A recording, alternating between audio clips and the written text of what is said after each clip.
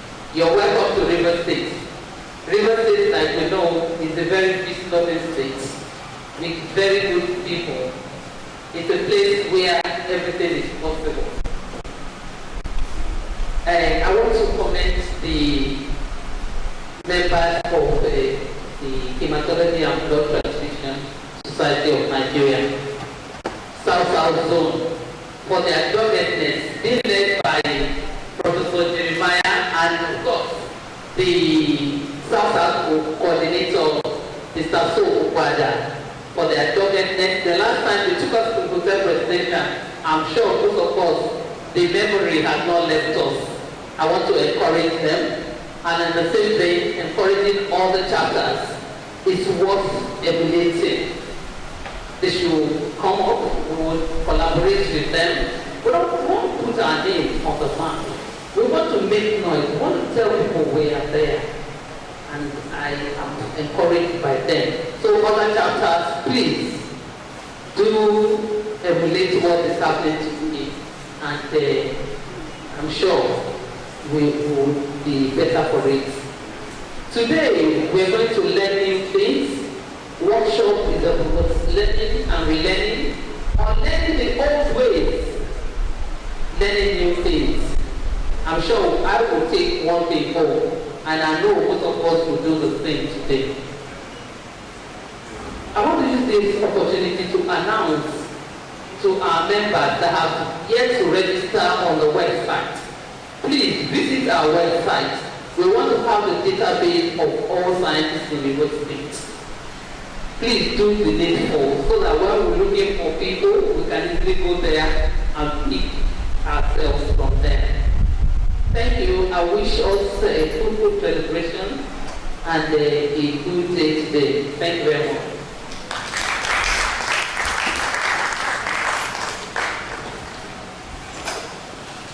That was a brief and wonderful welcome address by the chairman of River State. Once again, let's put our hands together for her. Okay, we'll be receiving another welcome address from HBTSSN with Elder Story. Very much welcome.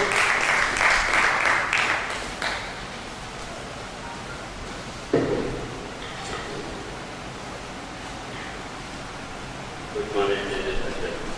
Good morning, scientists.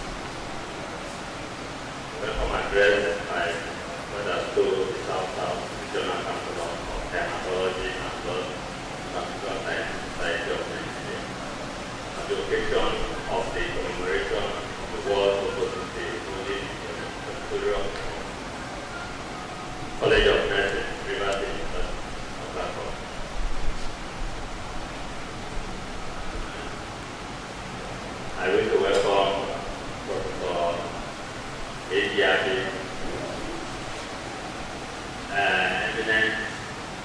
speakers,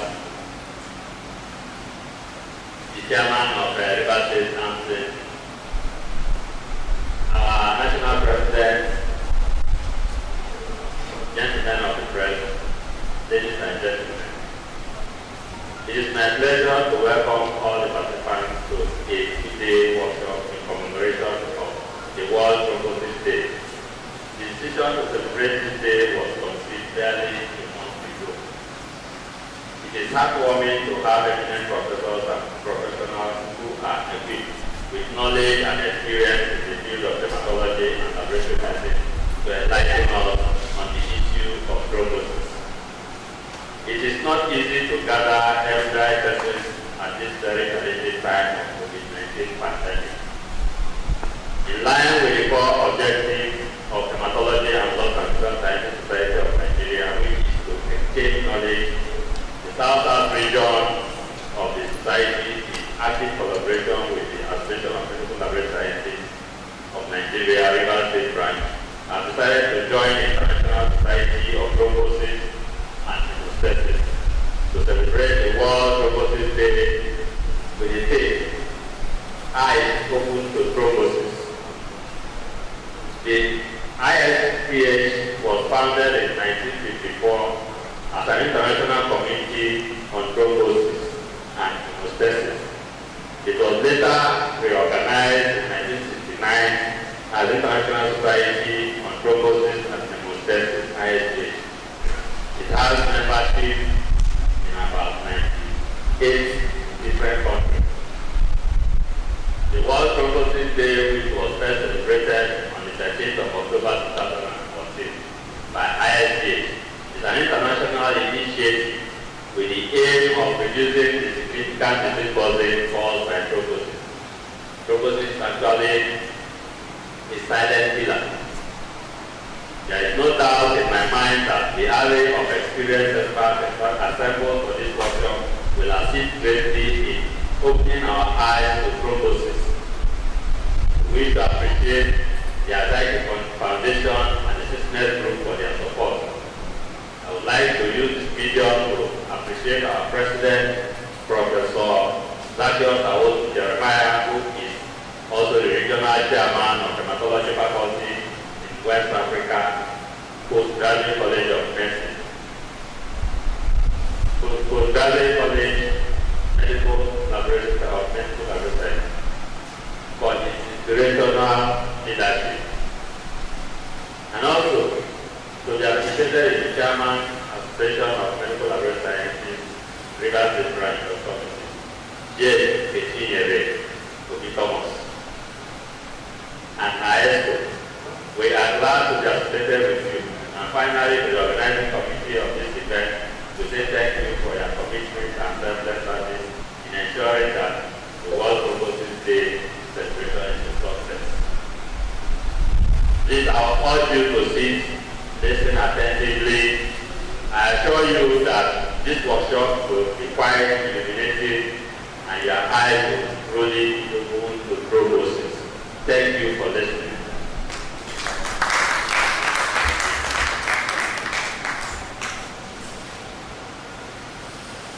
Wow, that was a beautiful one. Okay, next on our agenda, we have another welcome address to be received by the World Thrombosis Day Chairman, Dr. Christian Serkar. You're welcome, sir.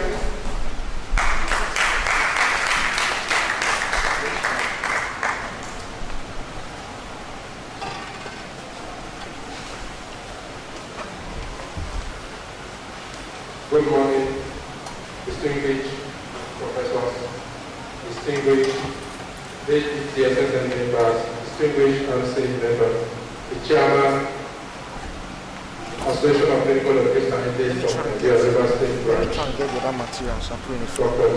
Thomas, the National President of the Hematology and Blood Transfusion Scientists Society of Nigeria, HBTSSN, President Professor Jeremiah Zacchaeus, the South Coordinator, Mr. Paul Aston, and every other one are present here.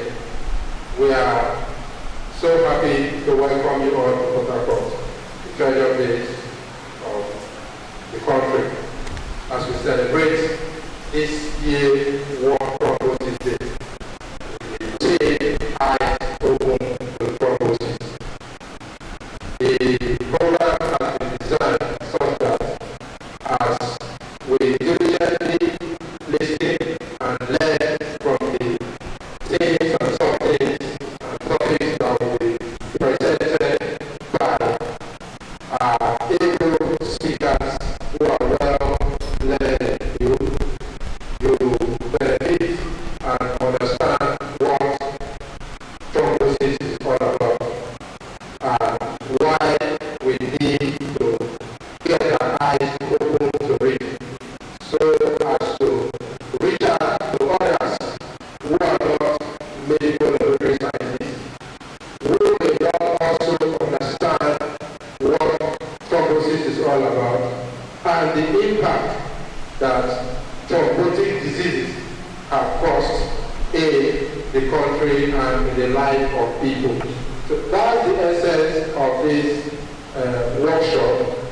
And also, with what we are currently having, the COVID-19, and we know that COVID-19 is associated with some form of thrombotic events and occurring events that ultimately leads to the death of most persons that are down with COVID-19. So the theme for this workshop, or the theme for this World Thrombosis Day, is ACT, and it will actually help us understand better why we need to get our eyes open to it. So apart from the deep vein thrombosis and cardiovascular diseases associated with thrombotic disorder, if fibrinolytic actions are not well balanced in such thrombotic event, for the clots that have been formed in the vessels to be dissolved, for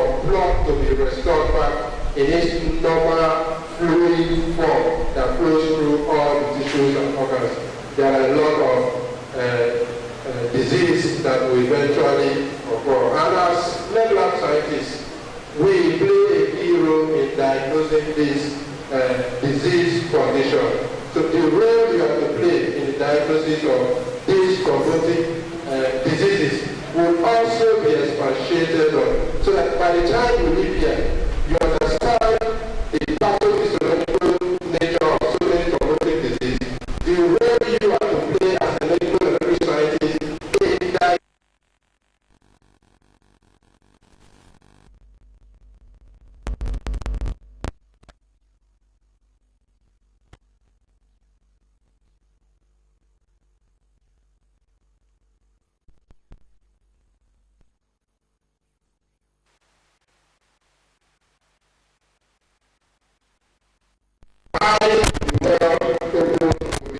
And as we celebrate this World Thrombosis Day today, I believe you will well equipped and well knowledgeable enough with your eyes very open to tell others, to let them see what thrombosis can cause and how we can mitigate issues that have to do with thrombosis. So we are welcome to River State, the state of hospitality, and we pray that you will enjoy your stay and you will benefit maximally as you participate.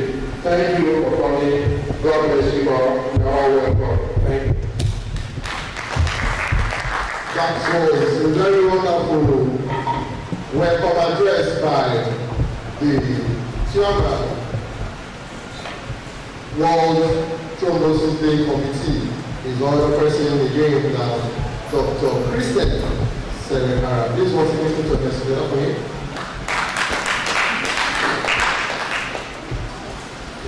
While the address was going on, I spotted one of our father and senior in the profession. I thought I cited Dr. Ferdinand Eze.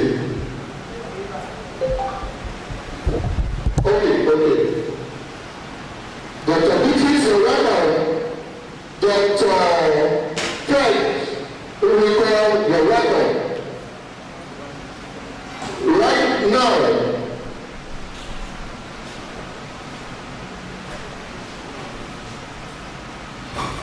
we want to take overview of thrombosis. Overview of thrombosis. Are you ready? Are you ready? Okay, if your hands are not busy, please put them together. I have to welcome Dr. Dorothy Odoka, or the way from Unica. She will be speaking to us on the overview of thrombosis. That's the reason why we're here. Well, welcome very much. You're welcome.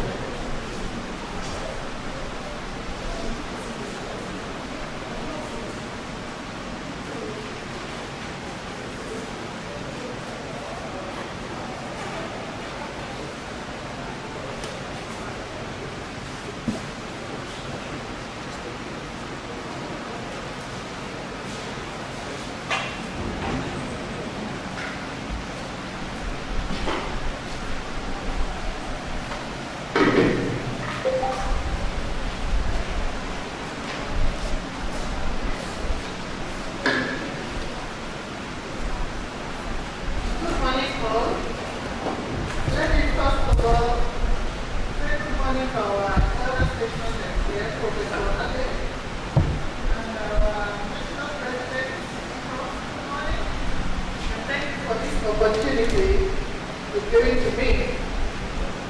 Good morning to my fellow lecturers and medical laboratory scientists, doctors present here. You're all welcome to the World Thrombosis Day. My name is Dr. Dorothy Odoka, the senior lecturer at the University of Calabar. Also a research fellow with the Thrombosis and Atherosclerosis Research Institute in Hamilton, Canada. So I'm going to speak on the topic overview of thrombosis, looking at the venous thromboembolism, deep vein thrombosis, and pulmonary embolism.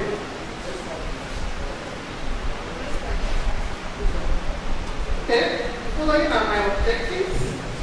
You know what is thrombosis, you know the pathophysiology of thrombosis, venous thromboembolism. When you hear VTE, because I will not be calling all the names. Deep vein thrombosis, pulmonary embolism. We'll look at the hemostatic screening test for VTE, the preventive and treatment of VTE. Then just few laboratory investigation for monitoring the drug for the treatment of VTE. Introduction to thrombosis. These are my outline. Next slide, please. What is thrombosis? It's the formation of a thrombus in a vessel, and the clot is called a thrombus when it is formed in the vessel. A solid mass formed in the circulation, which is from consequence of the blood during life. Fragments break up and block the vessels. Lipid disorders are relatively rare. Thrombosis is a common medical disorder recognized for over 400 years. Intravascular thrombosis and embolism are the common clinical manifestation of many diseases. Okay, I want to talk about a little bit of hemostasis, which you know is a complex system or process with multiple components, in which multiple components of the blood clotting system are activated in response to vessel injury,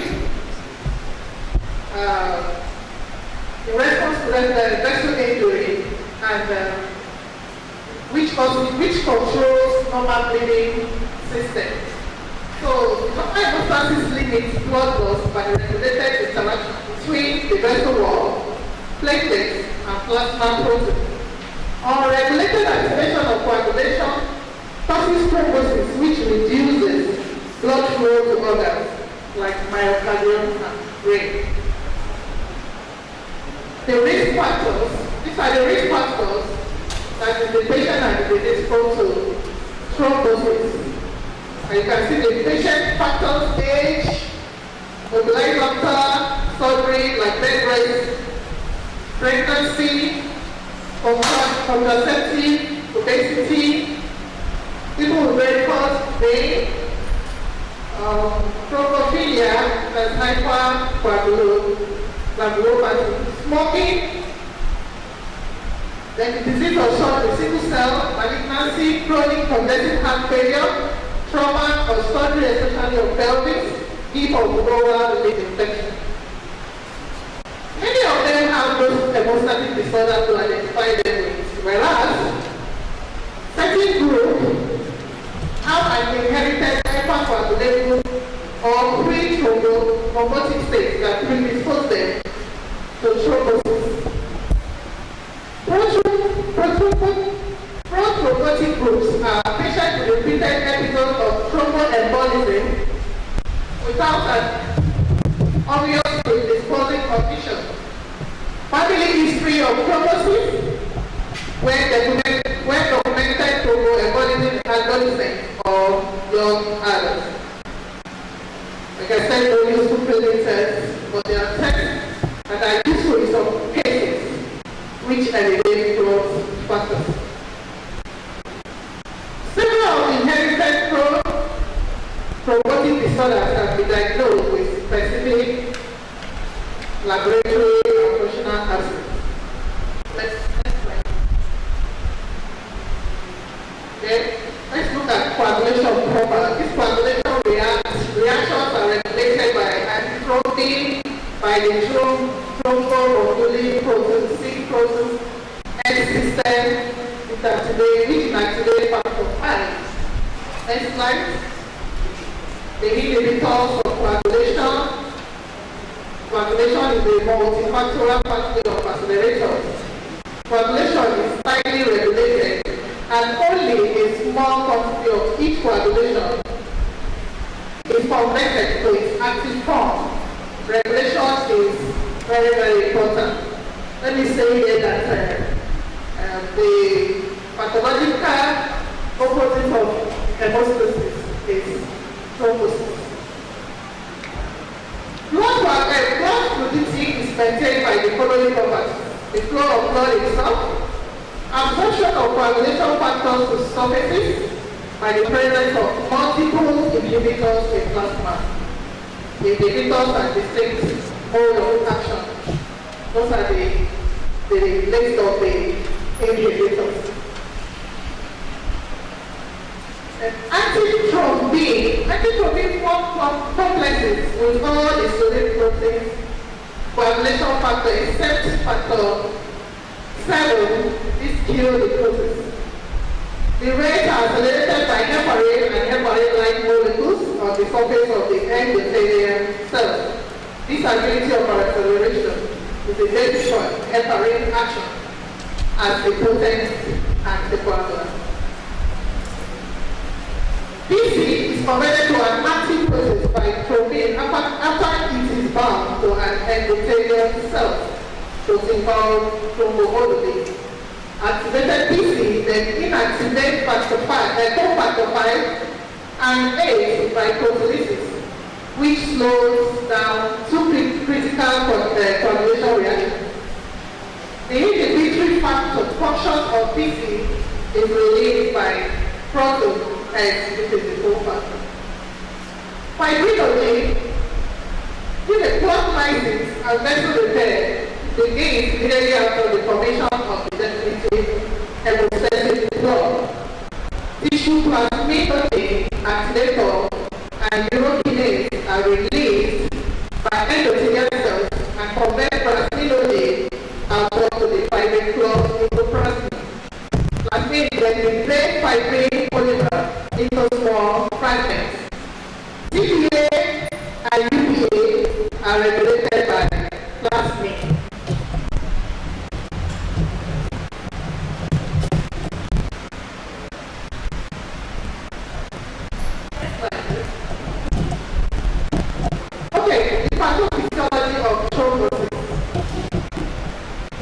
the Victor triad.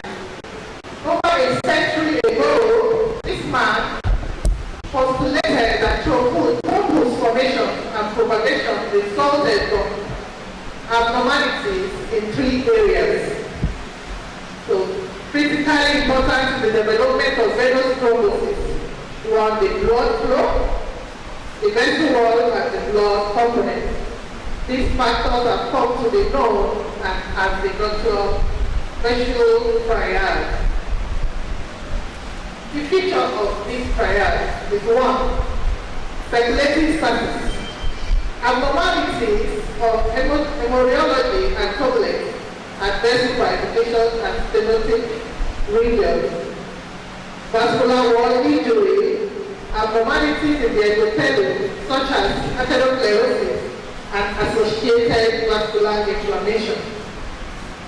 Hypercoagulable state, abnormalities in coagulation and fibrinolytic pathways, and in platelet function associated with an increased rate of VT and other coagulation diseases, including coronary artery disease and heart failure and stroke in patients with serious fibrillation. 2 different types of thrombus can form, which differ in composition and appearance. The number 1 is the arterial thrombus, typically composed of platelet aggregates, called as white thrombus. Number 2 is the venous thrombus, largely consists of fibrate and red blood cells. This is called the red thrombus. Reduced level forms of antithrombin or protein C and S result in a hypercoagulable or pre-thrombotic state. Description of blood coagulation is not that the process is uniform throughout the body, but it is very difficult. Next slide. Hemostatic blood in veins, where blood flow is slow and rich in fibrate and traps red blood cells and contain relatively few platelets. Venous thrombi are often called red thrombi because of their appearance in surgical and pathological statements. The friable ends of these red thrombi, which often form inlet veins, can break up and embolize with the pulmonary circulation. Conversely, thrombi that form in arteries under high flow are predominantly composed of platelets and have little fibrate. The term white thrombi and can see that. Next slide. These thrombi are a particular common cause of embolism in the cerebral, myocardial, and retinal circulation.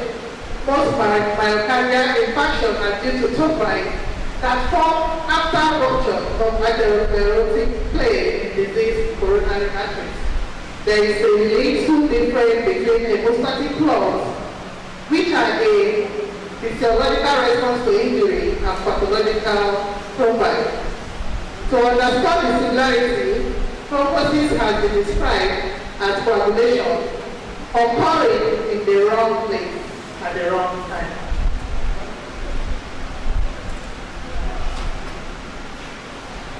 Okay. VT is a major health body. Let's go to our proper topic for today. The 10th most common life-threatening cardiovascular disease after stroke and heart disease.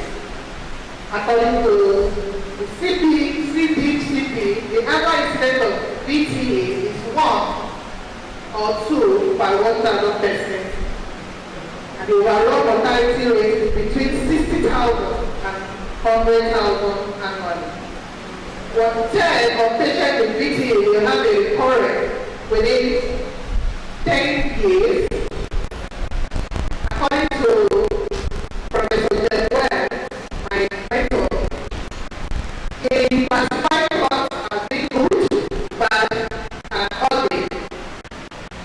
Small leaks occur in the blood vessels that lead to a clot. Those are the good clots.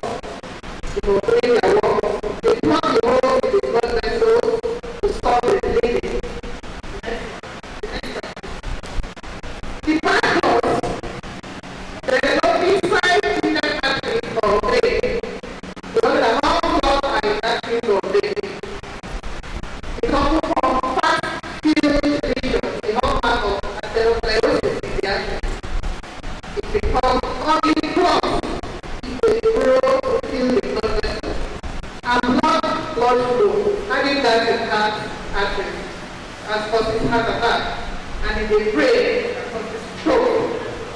It can also form in the vein, which is called the deep vein, and in the deep vein of the leg, which is called the deep vein thrombosis. The blood outflow of blood from the leg and produces pain and swelling. The blood that breaks off from the leg travels through the vein, and what it travels through the brain after breaking off is called emboli, and travels up to the lungs. It causes sudden death if not immediately diagnosed and treated. When an emboli travels from the leg to pelvic areas and lodges in the lung artery, the condition is known as the pulmonary embolism. It blocks the delivery of blood from the heart, particularly the right heart, to the lungs.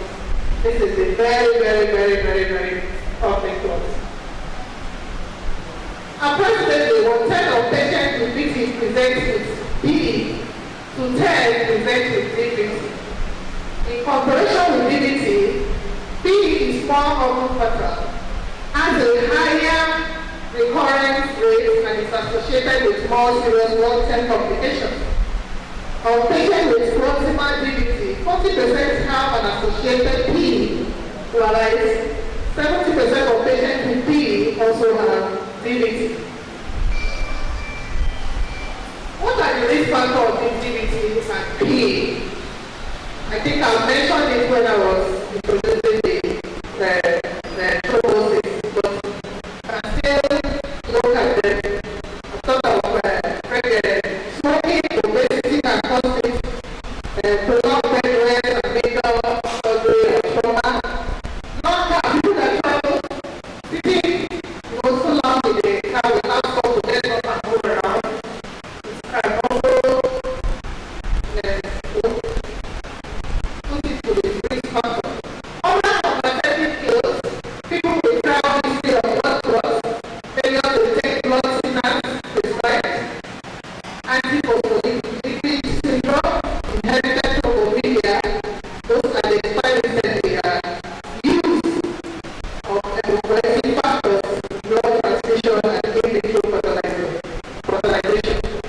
The most risk factor a person has, the greater the chance of having a blood clot. However, it is important to recognize people who are at increased risk of a DVT, as there can be a way to prevent them.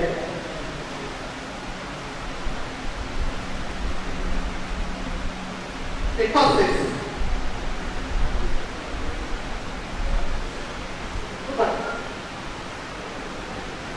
In the slide before that. Okay. Now let's look at what is DVT. These are the pictures showing the signs and the symptoms. Looking at the varicose veins and the clot veins. It occurs when the blood clot or thrombus develop in a large vein of the leg. Represent a significant healthcare burden worldwide with a prevalence of approximately 1,000 people per year. In Nigeria, it's 50 per 1,000 people per year, according to Professor Awudu. This incidence increases with age. Recurrence is higher in men than women. It's also more common in Black and Hispanic people than Caucasians. 1/2 of patients with DVT will have long-term complications, including post-thrombotic syndrome and venous ulcers. The causes. DVT is generally caused by a combination of 2 or 3 underlying conditions.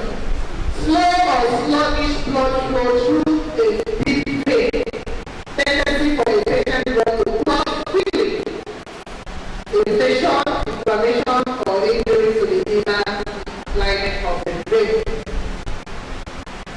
Gastroenteritis injury causes sluggish blood flow, which promotes blood clot formation and reduces venous blood, or in severe cases can induce pulmonary embolism as it provide move from the deep vein to the lung.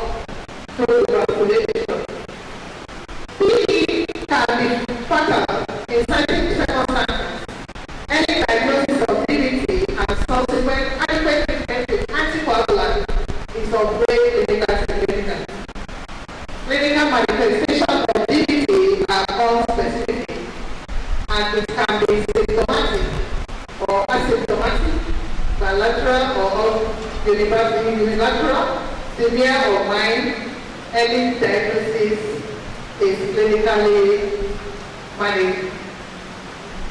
The signs and symptoms. These are the signs and symptoms of the DVT. Complication of DVT include PV, which is common, chronic venous insufficiency, and post-pregnancy. PV is the consequence of deep vein thrombosis, potentially life-threatening disease, if left untreated. About 10% of all patients with acute PE die during the first 1 to 3 months. 1% of patients admitted to hospital die of acute PE, and 10% of all hospital deaths are PE related. And it's very common nowadays, if you can agree with me. This is due to a natural tendency towards early recurrence of pulmonary emboli, which may lead to further right ventricular failure. This failure results from myocardial ischemia, systemic hypotension, and adrenergic overstimulation. Clinical elements predisposing to DVT and PE are known as the Mitchell triad, which I have mentioned. These are the symptoms of PE: shortness of breath, lightheadedness, chest pain, rapid heartbeat, loss of consciousness, coughing up blood. So the diagnosis of DVT and PE, they are closely related, so I'm putting them together. Accurate and full diagnosis of DVT is necessary because proper left untreated can cause life-threatening complications like PE. However, taking anticoagulant drugs in the absence of thrombosis can be dangerous. So if you don't have it, please don't take the anticoagulant. Taking history and clinical evaluation finding a low from patients are unreliable. Reliable diagnostic methods are required to show specificity and sensitivity. The following diagnostic tests can be performed. Next slide, please. We'll take them one by one. D-dimer, the one D-dimer, the small protein present in the blood after a blood clot is graded by the hemolysis, consisting of two cross-linked bead segments of the fibrous protein, and it presents reflex global activation of blood coagulation and fibrinolysis. Serum level of D-dimer may increase in clinical conditions where clots form, which are correlated with greater risk of DVT.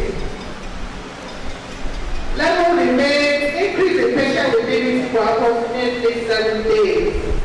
Although D-dimer cannot verify DVT diagnosis, it may be highly useful to rule out DVT.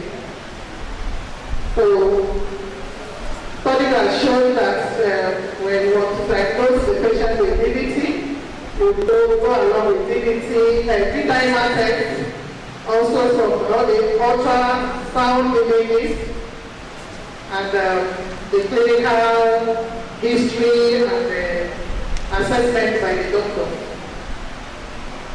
Serum DVT level can be measured using the 3-method enzyme linked in the nosological assay, latex agglutination assay, red blood cell blood agglutination assay. The red blood cell blood agglutination assay can serve as a point of care when just a fingerprint is needed, the antibody antigen. Coagulation profile, this is needed to detect the overall impact coagulability. A prolonged PT or APT may not indicate a low probability of DVT. So there are other tests in the laboratory screening to determine whenever DVT is diagnosed in patients of less than 50 years old or in the presence of strong family history of coagulation disorder.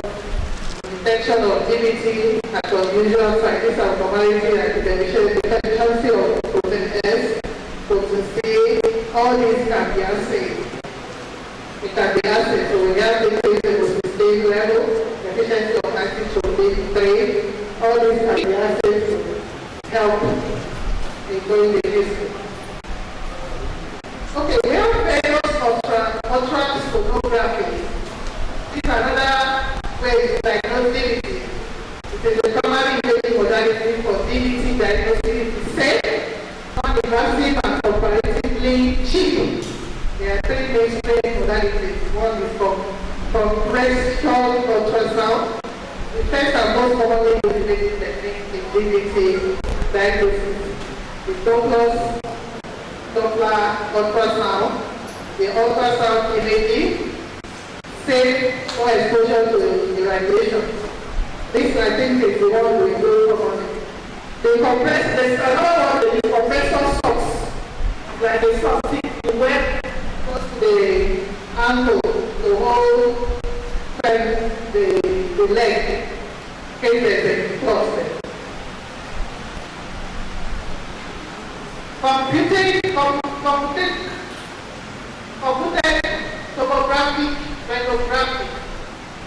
This CTV routinely requires injection of contrast medium into the forearm vein, which is then imaged by medical computed tomography and allows the evaluation of DVT in lower extremity. CTV can directly visualize the inferior vena cava, pelvic veins, and lower extremity. As DVT is a major risk factor for PE, a single tone can minimize DVT workup. You can also do MRI, which demonstrates DVT by directly imaging the thrombus due to the high signal generated by RBC, measurable in the thrombus. While this non-invasive technique does not require injection of contrast mediums, nevertheless, MRI is not usually available for DVT evaluation in most institutions. The prevention and management of VTE. Treatment could be aimed at reducing the risk of occurrences, reducing the rate of recurrences. The prophylaxis can be achieved in two ways. Either the physical method, early ambulation, graduated compression stockings, the stockings I mentioned earlier. The patient and the physical method can be used for patients that are low risk of DVT. Then for the chemical method, the use of anticoagulants. And use all fractionated heparin, vitamin K and calories, the warfarin, the low molecular weight heparin, or the Pyros, or one of the novel oral anticoagulants.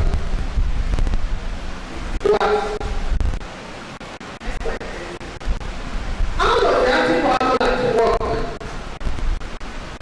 Well, this is the main treatment they use for patients with VTE. The main goal of treatment is to prevent both early and late complications of the condition. The drug, which I picked specifically because they widely recommended, and to take over from the old traditional anticoagulants used, the heparin and the warfarin. So these are oral, improving to two, the oral direct protein inhibitor, dabigatran, oral direct factor 10 inhibitors, rivaroxaban, apixaban, petrixaban, and edoxaban. Sorry, the petrixaban should be, it's an oral protein inhibitor, it's not an oral direct factor 10 inhibitor. The drug, what the drug does, unlike the other anticoagulants that need a combination of antitropin to actually inhibit their target, the drug goes straight to inhibit their target. Next one. So this picture here is showing how the targets, the drug are targets. For heparin, what it does is combined with antitrophin and inhibit factor 2, factor 10, factor 9, factor 11, and 12. For low molecular weight anti-heparin, that one combined with antitrophin also to inhibit factor 2 and 10 only. The fondaparinose, that one also combined with antitrophin to inhibit factor 10 only. But for the direct inhibitors, that one you can see the green triangle, where they inhibit only the trophin. Then the factor 10 inhibitors, they reach the factor 10.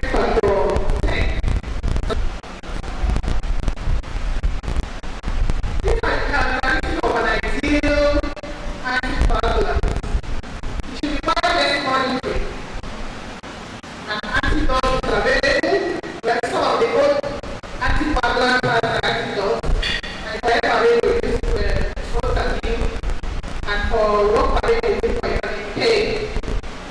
Even the direct oral anticoagulant also have their own antidotes. Their fixed dosing, a good anticoagulant must have a fixed dosing, which is for the drugs. They have a rapid onset of action, minimal food and drug interaction, a wide therapeutic window, predictable pharmacokinetics. All these the drug possess all these characteristics, which the other old anticoagulants do not. So when do we monitor drugs when given? Like I said, drugs are direct oral anticoagulant or both direct trophin inhibitor and direct factor 10 inhibitor. I said earlier that you don't monitor it. Just it will require less monitoring, so you don't give it to your patient. It's safe and it works efficiently for them. But you still need to monitor these drugs. So you monitor it when the anticoagulant effect may be necessary. You want to see whether it is working actually for that patient. Before surgery or invasive procedure, in case of adverse effects, in patient with extreme body weight, patient with gastrointestinal malfunction, when administering additional drug potentially interfering with drugs. The overdosing, when overdosing is, seen, you still need to monitor this drugs. Next slide, please. So you can monitor it using the following method. The one that we do in our institution, various institutions, is a blood-based test. That is the most common one that is commonly used. Progenic assay, direct medical measurement, and ELISA. In fact, the first two are commonly used because of their simplicity. That is, that can have more effect on ethnicity, while the affects pity. Whereas Apitaban and Edotaban do not prolong pity. These models have been done by scientists. I don't know, I'm not seeing any more in Nigeria. In the experiments of but the opportunity I had to go for a training, I did it so I can take it back home. Next slide, please. So TT prolonged in the presence of dabigatran, even at low level. Meanwhile, direct factor 10 anticoagulants have no effect on the TT. TT is throwing time. Due to this excessive response, the TT cannot be used to measure the dabigatran concentration. Remember I said you can measure dabigatran using APTT, overall PT. Therefore, there is risk using traditional laboratory assays for quantitative and even qualitative evaluation of drugs alone. Alternative rapid and quantitative tests for DOAs are available and easily adopted. The last statement is because we don't standardize, I'm sorry to say we don't standardize our agents before dosage. And we get our PT, APTT reagents, I don't know, from some vendors that you don't know where the source of where they get their reagents. That's the problem we're having. I'm bringing up this issue because it is our time we start, monitoring these drugs when giving to our patients. We should work hand in hand with the doctors. Like what I did in Calabar, the teaching hospital, I'm working with the doctors there because it's an experiment that I want to do. I want to also find out, this APTT that is said affect the drug and also heparin. APTT is effective for the drug and heparin, while the is for PT. So these are the tests that are suitable for dabigatran. Apart from APTT, you can use dilute thrombin time. It's a very, very easy test to do. It's just mixing the patient's sample and the normal plasma. That's normal, your control. Mix it and add the thrombin reagent, and that is it for the test. Then the anti-pathogenic activity assay, that one measures rivaroxaban, apixaban, and edoxaban when used with specific calibrators. Next slide, please. So, like I said, I did a work when I went for my training. I had to bring back something, and since these drugs are not common, they are not commonly used in Nigeria. When I asked before traveling, and the doctors told me they are started using it, and it's very, very effective. The only problem is it is expensive. But it's not that it's very expensive, but it's the best anticoagulant drug now to be given to patients with deep CEP. So we did a lot of testing, experiments. So I have to come back home to test what the previous researchers have said concerning prothrombin and activated partial thrombin clotting time being good for dabigatran and rivaroxaban, respectively. I choose thrombin generation assay, one of the gold standards. Also the test. Thrombin generation assay usually it evaluates all the clotting factors. This PT and APTT we use only evaluate the initiation stage. We have 3 phases of the coagulation cascade: the initiation phase, the amplification phase, and the propagation phase. So our PT and APTT only measure that right of initiation phase. While the thrombin generation assay goes down to all the phases. It's not that you don't get thrombin at the initiation phase, but the thrombin form is very small, just a minor one.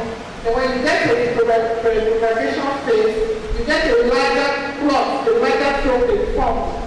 So I use that as an experiment. I don't know, I think we have a doctor in the house so that we can all work, most of us in River State Teaching Hospital. There's a lot of work to be done concerning this. We don't have any information on this in Nigeria.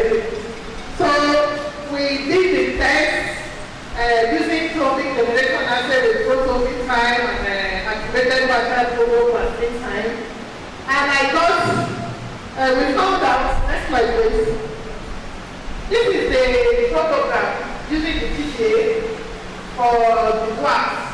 On my left is the dabigatran using with PTSA. I use the PTSA, the rivaroxaban with PTSA. And I found out that the PT for rivaroxaban uses a minimal concentration to inhibit the anticoagulant. While for dabigatran, was, the concentration had to be higher before the drug is inhibited. So it shows here that PT is still the perfect test assay for rivaroxaban. Next slide, please. And also here for APTT assay, I found out here that dabigatran is minimal concentration, quickly inhibits the drug. As APTT inhibits the drug, the assay shows that it inhibits the drug quickly. While the rivaroxaban, we have to go higher, up to 10 micrograms per day for an inhibition to occur. So here, and now replicate next slide. So our own PT crossing time. Now I'm not using dabigatran, I did PT crossing time.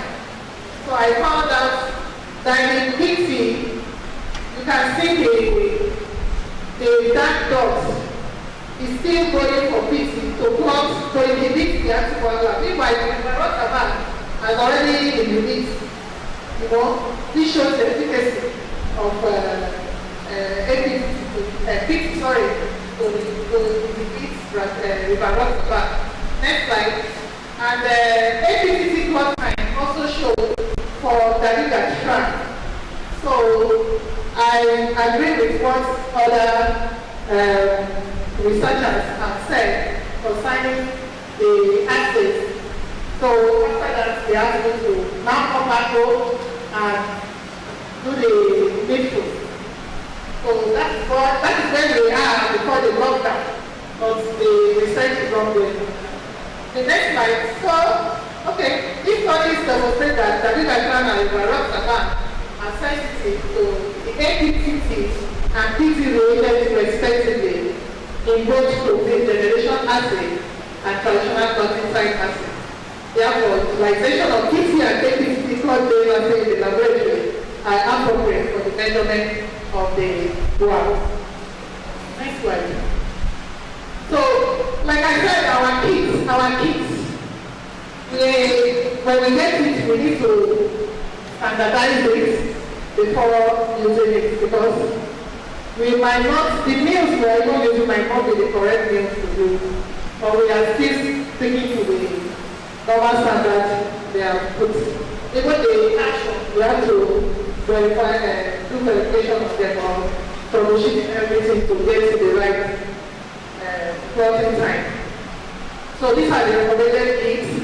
I want to pay to do that, but a little program. I made them in Germany, and I have been using them. I've been getting kits from them, and it is very, very good.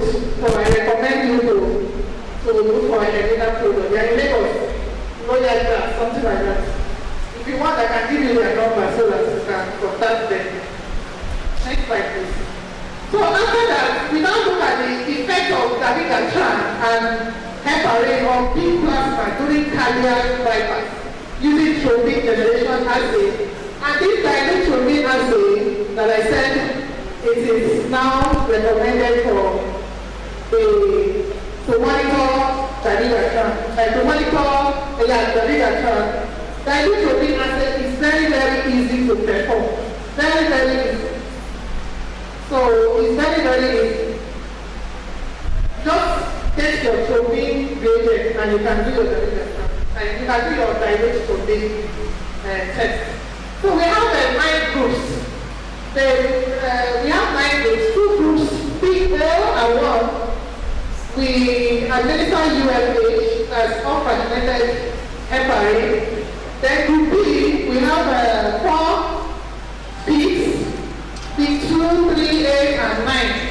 We get them dabigatran alone, and we need TGA and DTT on them. Why did we do DTT? It's because dabigatran is sensitive for DTT. That's why it was included. Then the group C, we actually picked UFH plus dabigatran was administered, and we also carried out DGT, DGA, and DTT. And the reverse agents were also given to the peak. I I was fortunate to be there, watch the bypass live as they were administering the drugs, and it was very, very wonderful. Next slide. So I just pick only one graph from all the 9. This one is from the 9 that we administered dabigatran alone. So you can see how dabigatran inhibits, see the graph down, everything flat. The pre is the first line. The pre was the sample we collected from the peak before we start the bypass. So 15 minutes was infusion, we infused dabigatran. After 30 minutes we infused, then we get the bolus. Then at 0 minutes we start the bypass. And at that interval we're collecting samples. All the samples were analyzed. And when we at the 90 minutes to stop the bypass, cardiac bypass, we administered the reversal, which also worked. It shows that it worked. You can see the second line up is showing the reversal sign that the DD stops using reversal. So you can give a drug, and when the bypass was, cardiac bypass was done, you know, a lot of people do surgery of cardiac bypass. So we want to know the drugs to be given that will continue the flow of the blood, and at the end of the surgery, it will be reversed, that the blood will stop, the patient will stop bleeding. And here it shows that dabigatran is very, very effective. So we give it to BTE or patient going through any surgery. Next slide.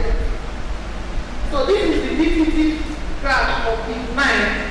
See how perfect everything was, you know, smooth to the reversal. Like the dot down is close to when the green, when the sample was collected. Next slide. So supporting treatment given to BTE patients in addition to an anticoagulant, DBT may require suitable analgesic with or without short course of steroidal anti-inflammatory drugs. Patients with PE may require additional respiratory support, among other aspects. Some surgical options that may be utilized in the treatment of BTE, open thrombectomy. This involves the physical removal of the thrombus through intricate vascular surgery. They do that. Then catheter-directed thrombosis. This is a procedure through which thrombolytic therapy may be delivered locally as opposed to systemically to reduce the so-called blood burden.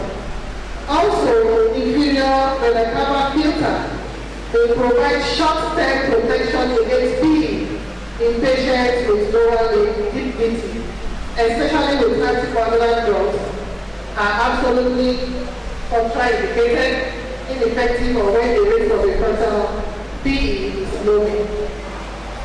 In conclusion, VTE is a serious and critical clinical condition that causes severe morbidity and mortality, which could be prevented. The dimer examination and venous intrasonography can facilitate the prediction and identification of disease. Mechanical and pharmacological prevention methods are recommended in low and high-risk patients. Drugs are highly recommended because of its efficacy and effectiveness when compared to other anticoagulants. So I want to acknowledge the ISPH for the grant given to me for opening my eyes to thrombosis and how to prevent and treat thrombosis. Then I want to appreciate my mentor, Professor Jeff Iwells, who is also now the current ISPH president, University of Calabar, to appreciate the HB HBTSSN members. Thank you.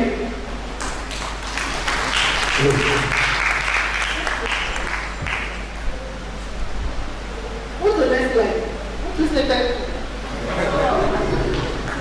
That was a very wonderful presentation by Dr. Dorothy Ebola from the University of Alabama. Please put your hands in the lap for that wonderful lecture. The question and answer section will come immediately after the next presentation we will be having. So please kindly write down your questions and to gladly take and provide answers to all your questions. Please, if you have Toyota, a red Toyota RUN 661AA, please kindly go outside of the park. You are blocking the entrance so other cars can come in. Thank you very much. Okay, now next on our lecture on thrombosis COVID-19 emergency concept and facts is no other person by Dr. Hannah Omonakwe. Please put your hands together as welcome to the rostrum, Dr. Hannah Omonakwe from River State University Hospital. You're welcome.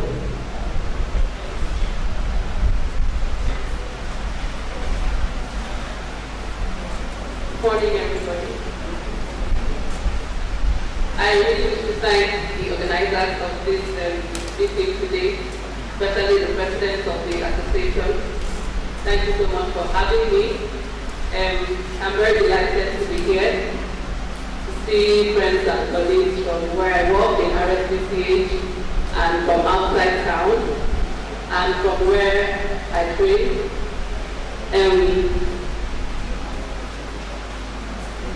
Okay, so it's really a delight to do this talk as we commemorate World Thrombosis Day. It's a thing of great interest to me, just like my friend Dr. Sokam has said from UNICAL. The thing of great interest, and for us as Africans, we know that thrombosis is really not a problem. But if we delve into research, we'll find out that it's a very serious thing for us as Africans. So next slide. Okay, so I'll just go into the talk, but first I want to really greet and honor our very senior colleagues, professors from the university, very senior scientists that have been involved in training us over the years. Thank you so much for being here. So the talk is COVID-19 and thrombosis. We want to look at what are the new facts, what are people talking about COVID-19 and thrombosis over this country. Next slide, please. Sorry, is there a problem? Yes.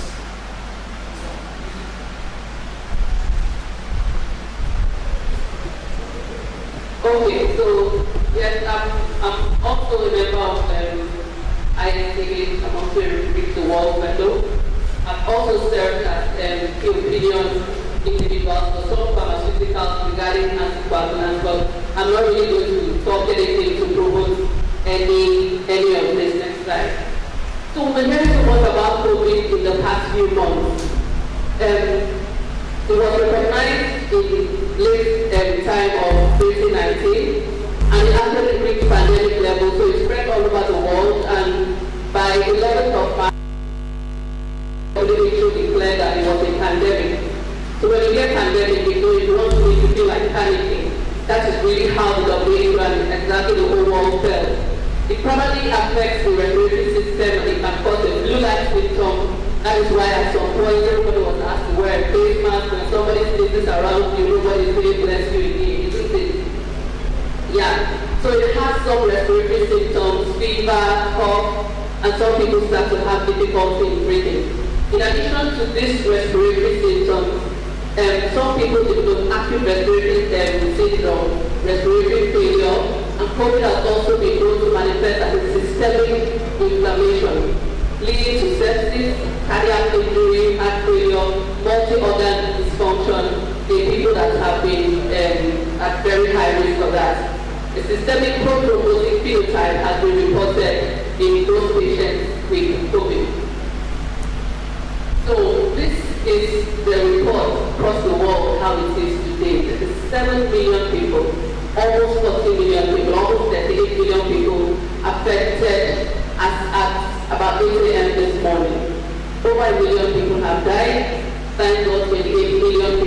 recovered. It's frightful, but we are still here. You survived, that's why you're here at this meeting. So looking at the River State picture, as at yesterday, we have tested over 28,000 samples across the state. As at yesterday, there was no new case, but as at yesterday, we had 2,061 cases. 15 people were discharged yesterday. Total discharges have been about 2,400 people have been discharged. Many health workers have been affected. We can see that. But as at yesterday, we do not have any new infection for health workers. Just a few people have been traced as contact. Yesterday, just 7 people were being contact traced. I'll just pause from Thrombosis to mention a little about that. So that means if I am exposed and I test positive, I should be able to tell the health team about the last 20 people that I was in contact with, because there's a high tendency that I would have infected them because of the way we did handshake, not wearing face masks, hugging and things like that. Yes? So I should be able to tell them. So if we have, if we had 2,600 cases as at now, we should have had so many more people to contact trace. That means people are not telling who they were exposed to in the recent past. And even if they were exposed to, the people do not come out to say, oh, my brother, I was in his house yesterday, and things like that. So we carry on. And we understand that 80% of people that are infected with COVID will not have severe symptoms. So, going on, coronavirus is actually a group of enveloped viruses.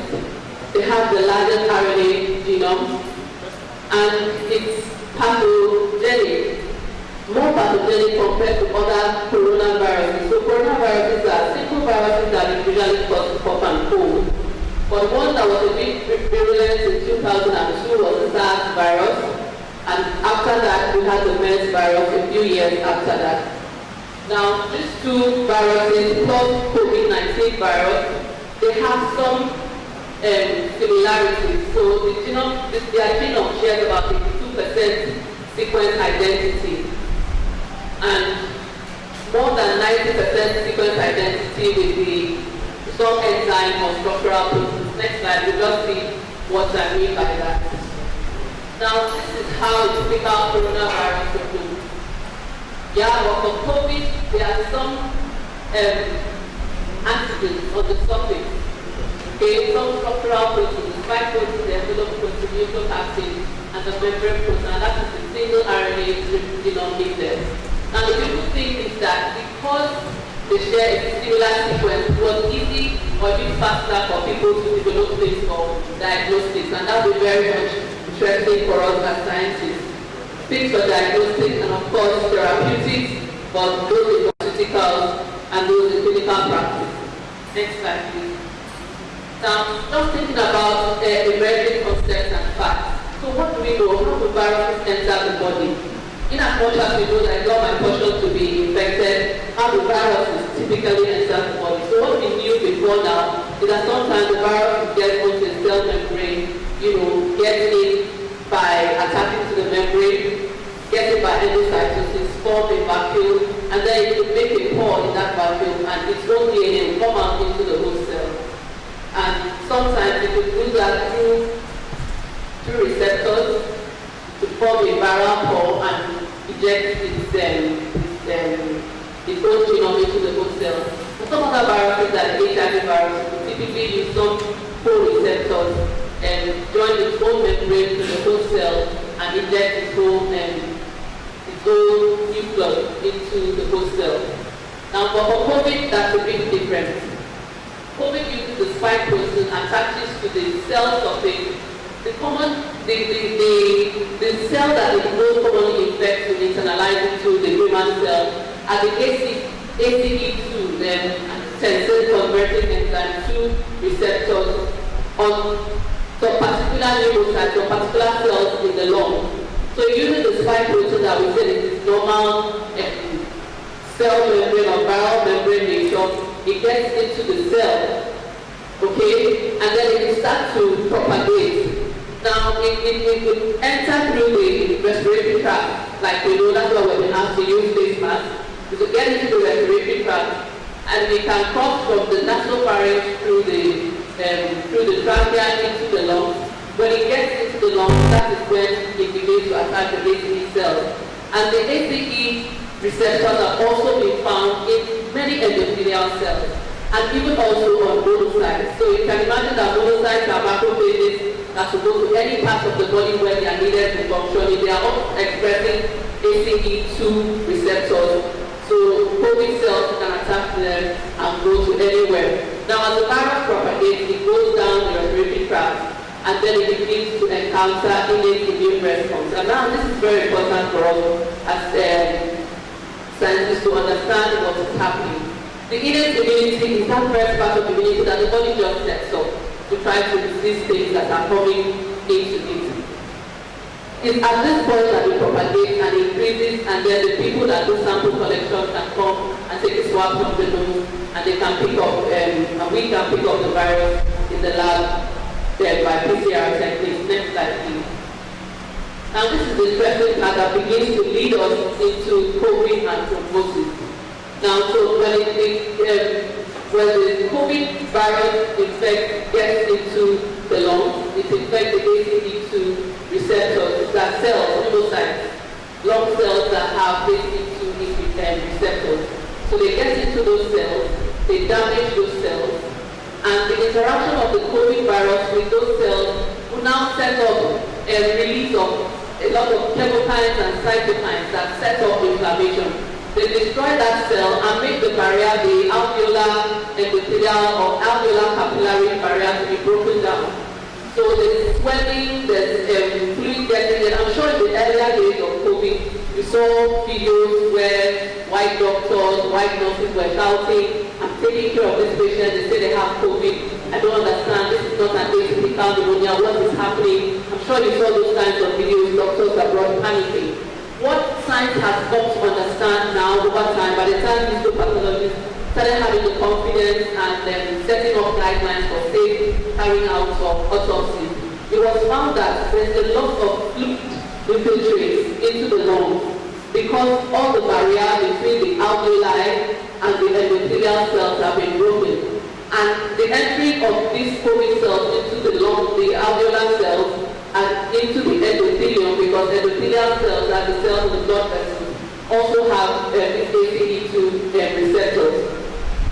We understand that, and we'll see that, but my friend Coco has talked about how coagulation starts up. Once there's endothelial damage, there's some activated factor 7 in circulation. It starts up the coagulation cascade. But it's a mixture of so many things. There's hyperinflammation, endothelial damage, which activates coagulation, and of course, tissue factor expression, and there's neutrophil extracellular traps. Now, neutrophils we know also respond when there's an active inflammatory process. So the neutrophil membrane is kind of modified, changed, and it begins to produce long fibrils. They are now like traps, which would actually trap platelets and other cells. We go on, please. Next slide, please. Yeah, so typically, how does the human body respond when the virus or the virus gets into it? There are different ways it would respond, and we say that's how the immune system responds. So in COVID, we had the only immunity is strong, then fight, so people were taking vitamin C every day, and what else are we taking? To see can levels and ginger and everything to build immunity. So good sleep, good food, a lot of water, yes, those multivitamins very helpful. But those things support the body's innate and also adaptive immunity, in the sense that natural killer cells, our body cells typically respond to viruses that come in through basic antibodies, creating preparations of enzymes that can attach to the viral membrane and make pores, and then the virus, the internal milieu of the virus is disrupted and the virus will die. Next slide, please. Now for COVID, this is what this is part of the science, and I'm not stopped to say that if you listen to or look at this my presentation in the next 3 months, the science is going to change. The science is going to change. So I will not be a liar. I will not have given you wrong stuff. It's because COVID is new. Since December, it has been new. People are working every day to understand why it's working like this and how we as humans can respond. So for immune response, of course, the basic thing to know about the immune response also happens in COVID, but it's so much more exaggerated. So of course, there's some kind of pneumonia. Neutrophils come up to respond to the entrance of a foreign body. But they start to release cytokines, macrophages are activated. All that we do is raises what is called, they produce a lot of pro-inflammatory cytokines. So at some point, that's why we're checking temperatures, and people are getting to churches and getting to places because of this pro-inflammatory cytokine. They cause a very high fever in people that have COVID. So it's not. And some people think it's a disease just to know that maybe your church, your school, your gathering, people are doing. I was in a friend's wedding 2 Saturdays ago, and there was this beautiful long distance temperature checking device. I just smiled and passed. So these things are done because people have come to understand what happens in COVID. So that this hyper-inflammatory setup can trigger a lot of things in COVID. Next slide, please. So what is new about COVID? It's not really a new concept, the concept of immunothrombosis. So because of the increased immune response, it's been found that can lead to thrombosis. So all those cytokines, there's some relationship that the entrance of a foreign body, that's the virus into the system, increase of all the cytokines, they can treat complement system. Let's see that other picture of it, Clara. They can also trigger the complement system. You can see that there's a link, there's some relationship. So yeah, inflammatory response, the normal thing, B cells, T cells, with natural killer cells will try to respond to fight viruses, neutrophils, macrophages, but all those big cells are rising to fight the infection that has come in and to overwhelm the system. The way they work would usually be to release all kinds of interleukins. Interleukin 6, for example, is a very strong pro-inflammatory cytokine. So they release all the things, but this would lead to the activation of the complement system, and the ending part of the complement system is where the membrane attack complex is produced, and each membrane is a for. What is the membrane of the virus? But apart from the membrane of the virus, the membrane of the human body, so tissue factor is going to be released because the MAC complex is also going to affect other cell surfaces, like the endothelial cells. So tissue factor is going to be released. Once tissue factor is exposed, it's going to trigger the coagulation cascade. So that is why when people that have severe COVID infection come down with difficulty in breathing, people started asking, is it really an autoimmune problem? Sorry, is it really an immune problem? Is it an atypical pneumonia or what? It was until the histopathologists began to do autopsies that they found out that it was because there was microvascular profile everywhere in the lung. So it wasn't just fluid like you would have in pneumonia. Next slide, please. So immunothrombotic dysregulation, I saw this beautiful paper when I was trying to put this up. And it says immunothrombotic dysregulation in COVID-19 pneumonia associated with respiratory failure and coagulopathy. So at some point, my boss has called me. I'm actually working in the COVID testing lab. I'm working in the PCR lab for COVID testing for the state. And at some point, it was like, I want to take you out of the lab. I think you should go to treatment center because it's like this is not an infectious disease, it's a hematological disease. Yes, that happens. You see, whether we change, whether it's pneumonia, yeah, but it moved on, and now they are talking coagulation. That's why I say that the world of today is not focusing on that. Let our eyes be open to understand what is happening around it. So this is one of the concepts. This regulation, the platelets and neutrophils COVID infection, and there's microvascular profile. And the profile from the findings of this study was largely histopathological study, and it is a lot of special states in what type of platelets and how the platelets inside the profile and the neutrophils inside the profile here. So they found that the microvascular profile contains neutrophil platelets and lots of neutrophil extracellular traps, and this led to multi-organ failure. Next slide, please. So just taking us back, we're talking about concepts and facts in COVID and thrombosis. Dr. Okoma had mentioned that there are 3 phases in coagulation as written there. This next slide, and these 3 phases are very important. Just tap it once and let it be. So these 3 phases are very important, and very big of it have been affected by COVID. So we're thinking about the coagulation process, we're talking about platelets on the endothelium, which is very basic and very important. So that's the intrinsic pathway that we learned those days when we were in school, the cascade of the tapping. That's the intrinsic pathway that we learned. The extrinsic pathway. Now I saw a study that tried to evaluate all the coagulation factors in people that have COVID. Now one of the program was talking and she was like, we don't do anything, we have to work, carry on some research. Yeah, it's a very serious thing for us to think about. And I think what our problem is something. Nobody's going to pay for it. It's our value for life. It's the way we value life as Africans. It's our value for life. If you were the president, if anybody else is the president, the first thing may not be medical research on the top of your mind. That is who we really are as Africans. Tapping into this. Yeah, so the extrinsic pathway, which is triggered by tissue factor and activated factor 7, goes down up to the point where protein is converted to protein and the clot is formed, and then fibrinogen is converted to fibrin. Tapping in. Now, again, please. Yeah. So that's the common pattern, and we talked a lot about research that was being done using time. Please tap again. Tap. So when we assess the PCT, and it has been assessed, tap please.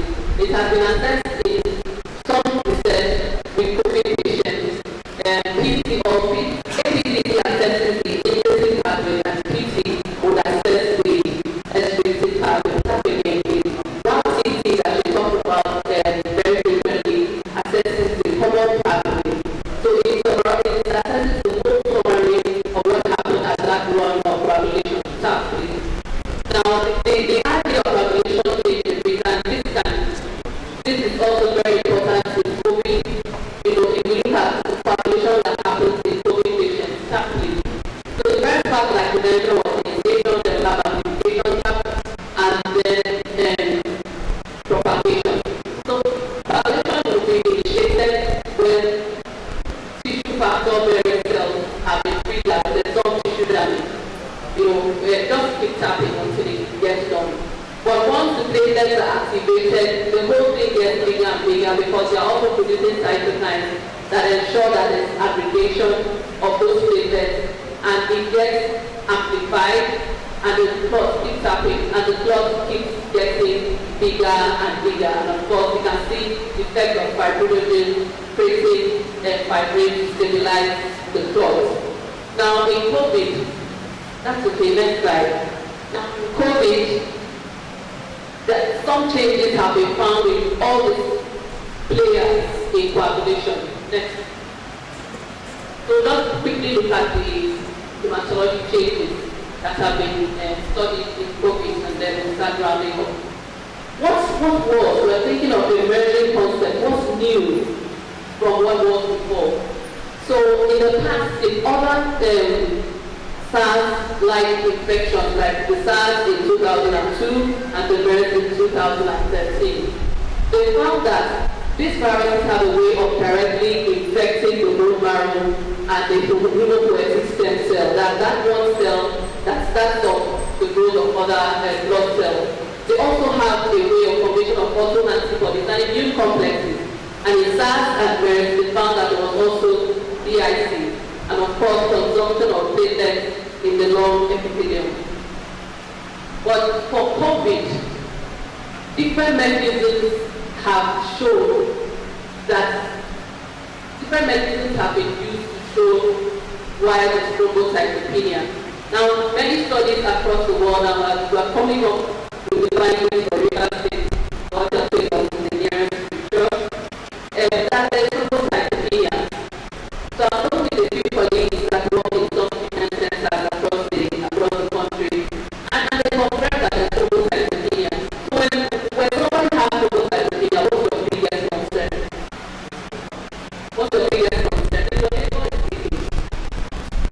What's your biggest concern if somebody has thrombocytopenia? But in COVID, that's not the case.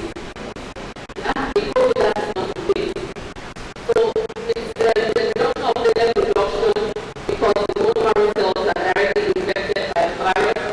The destruction of the bone marrow progenitor cells by the cytokine storm. I don't think I've used that term since I started talking, but it's a strong thing that you get on CNN when scientists finally discover what it was that was causing the high fever in people that have COVID-19. So it is a term that they use quite frequently, and that is cytokine storm.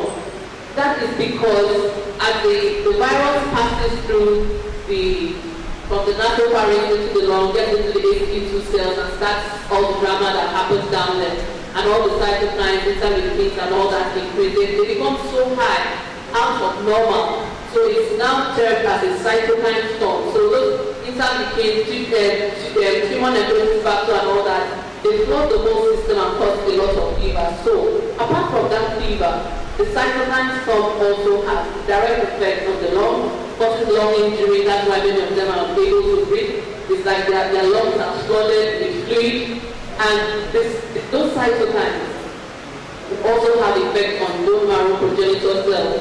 Typically, tumor necrosis factor will do that. It will damage cells of the bone marrow, and that causes thrombocytopenia.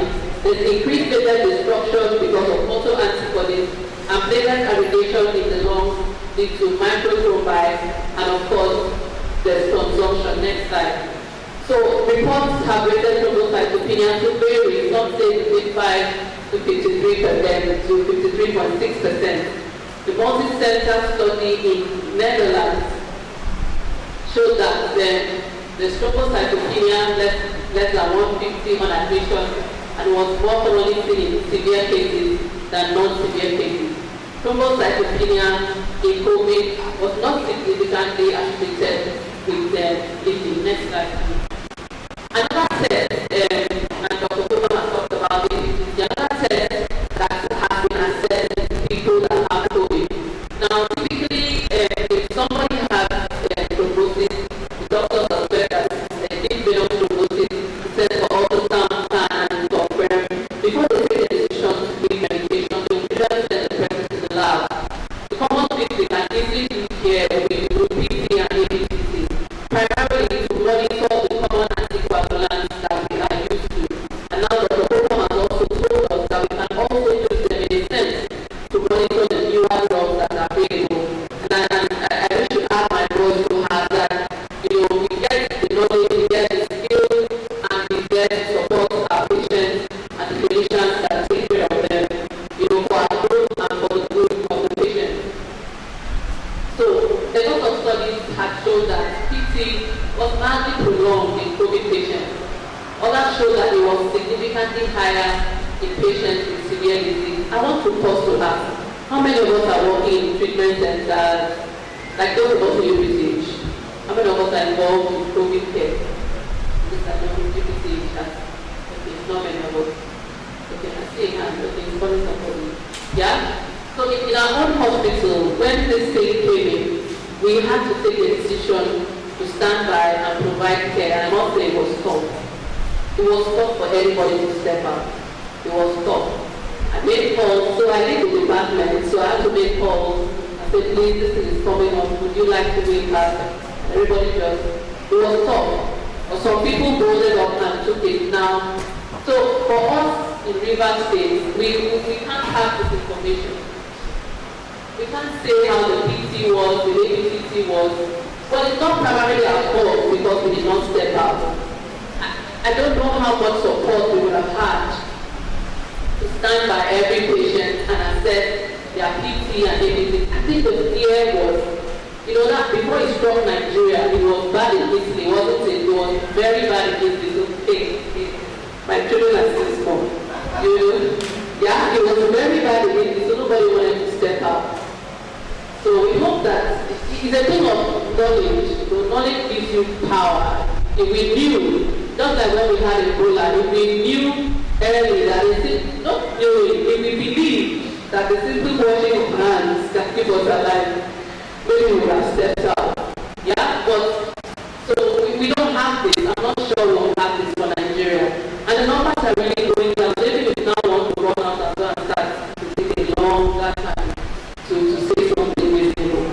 So HBTSSN values did not really correlate with severe disease in most of the studies. So it was quite very coagulopathy defined as spontaneous prolongation of PT more than 30 seconds, more than 3 seconds, APTT more than 5 seconds was reported as an independent predictor of thrombotic complications in COVID patients. Next week.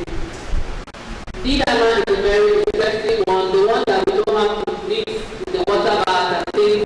There's a lot of points of care for this, and sometimes some of the points of care may not be very reliable. We know D-dimer as a degradation product of fibrin is widely used in diagnosis and exclusion of venous thrombi or venous thrombosis. It has been shown to be of prognostic value in many disease conditions like cancer, people with cardiovascular diseases. There's so much data on population disturbances with COVID, and many of them, of course, there were different types of laboratory tests done, and D-dimer was one of them. Next week. So this is the interesting thing about D-dimer. In predicting the severity of COVID, there are some studies that show that at admission, it's an independent marker of mortality. So when the COVID patient is coming on admission, if we do his D-dimer level and it's high, we are afraid that this man, this woman, may not survive. It differentiates between moderate and severe disease. It also dynamic changes in levels throughout the disease talks of poor prognosis. So the person is on admission this week, and you check the D-dimer level, maybe it's 1,500, tomorrow it drops to 600, next day it gets to 2,000. That person would not do well. That's what the science says. D-dimer is significant in predicting the occurrence of pulmonary embolism in patients in COVID. So even in centers where we do not have, like in the treatment center in Rivers State, there are a few things we did not have, but we couldn't have had a CT scan there, because for diagnosis of pulmonary embolism, sometimes you need to do a CTPA, that is the CT pulmonary angiogram. Of course, that was not present there as at the time of this presentation. So when you cannot do a CTPA, if you look at the D-dimer level, higher D-dimer level was predictive of development of PD in some spinal groups. The levels were greater than 2,600, and the normal level in micrograms per liter is usually about 500. If it was greater than 2,600, it was predictive of PE in some French studies. And a high D-dimer was also suggestive of asymptomatic DVT. So if you do an ultrasound and you do everything, but the patient has a high D-dimer, it could be that the person has had asymptomatic DVT. D-dimers also were very important for guiding what type of anticoagulation agent should be used for the patient. And the interesting thing is that it's a high variability in reporting D-dimer. So different kids have different ways of reporting, and so clinicians need to be aware of the details of their local tests and before they start interpreting the standard cutoffs. Now what that means is that if I see the news or publication that if somebody's D-dimer is about 1,500, you should give so drug at so dose.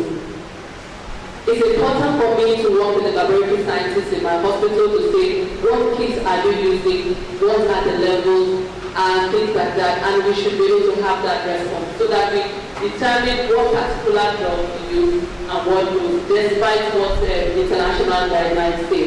Next slide, please. So the next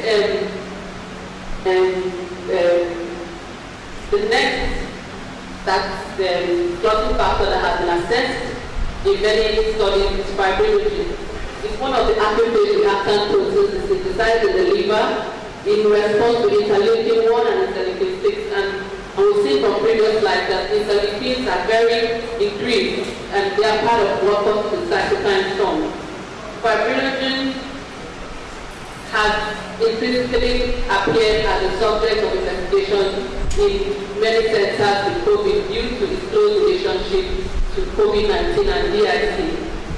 Now, because of the way the clotting factors and other clotting parameters look when they are assessed in COVID, some people were thinking, these people may have DIC, but many of them did not bleed. Next slide. The level of fibrinogen and its degradation products are not only higher in COVID patients compared to healthy ones, but also higher in critically ill COVID-19 patients compared to those that are moderately ill. Next slide. Next slide. Yeah, I hope this graph is very clear. Sorry, the previous one. Yeah, so this graph just tries to show different things that were measured in people that had COVID. This was D-dimer, this is interleukin.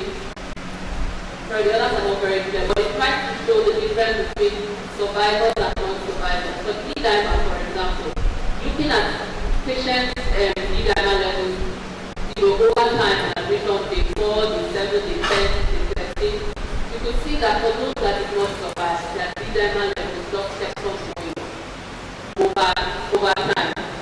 Now what is the lymphocyte count? In COVID infection, people are known to have leukopenia.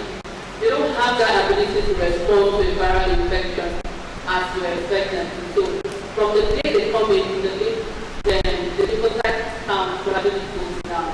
For those that survived, it took a bit and then began to recover. The other is interleukin-6, the marker of inflammation, just kept going on for those that did not survive. Serum ferritin, that also an active phase reactant protein, because just kept on going on. Lactic dehydrogenase also kept on going on. And of course, protein and high sensitivity protein also kept on going on in people that did not survive. Next slide, please. Now this forest plot just shows a group of studies that try to assess platelet count, HBTSSN, PT, and D-dimer in different groups of patients that had COVID. That's about 6 different studies were being assessed. Platelet count went down in most patients. HBTSSN was variable, here or there, low or high. PT was prolonged in most of the studies, and of course, D-dimer was also prolonged in most of the studies. So that's how it looks for us as hematology scientists, when we look at COVID and why thrombosis is linked with it. Next slide, please.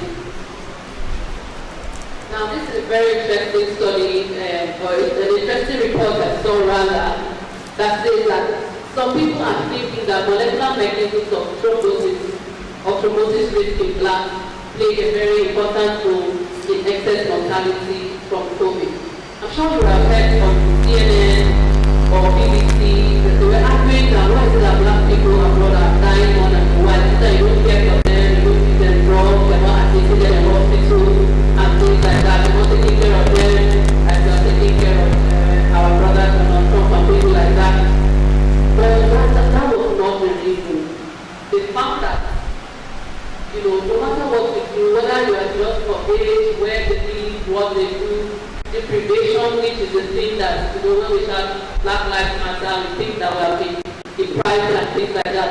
When they actually adjusted for all those things statistically, they found that Black people still had a higher 2.1 1.7 times higher risk of having of dying from COVID than whites, while the people of Asian origin are 1.5 times higher. And they started asking why.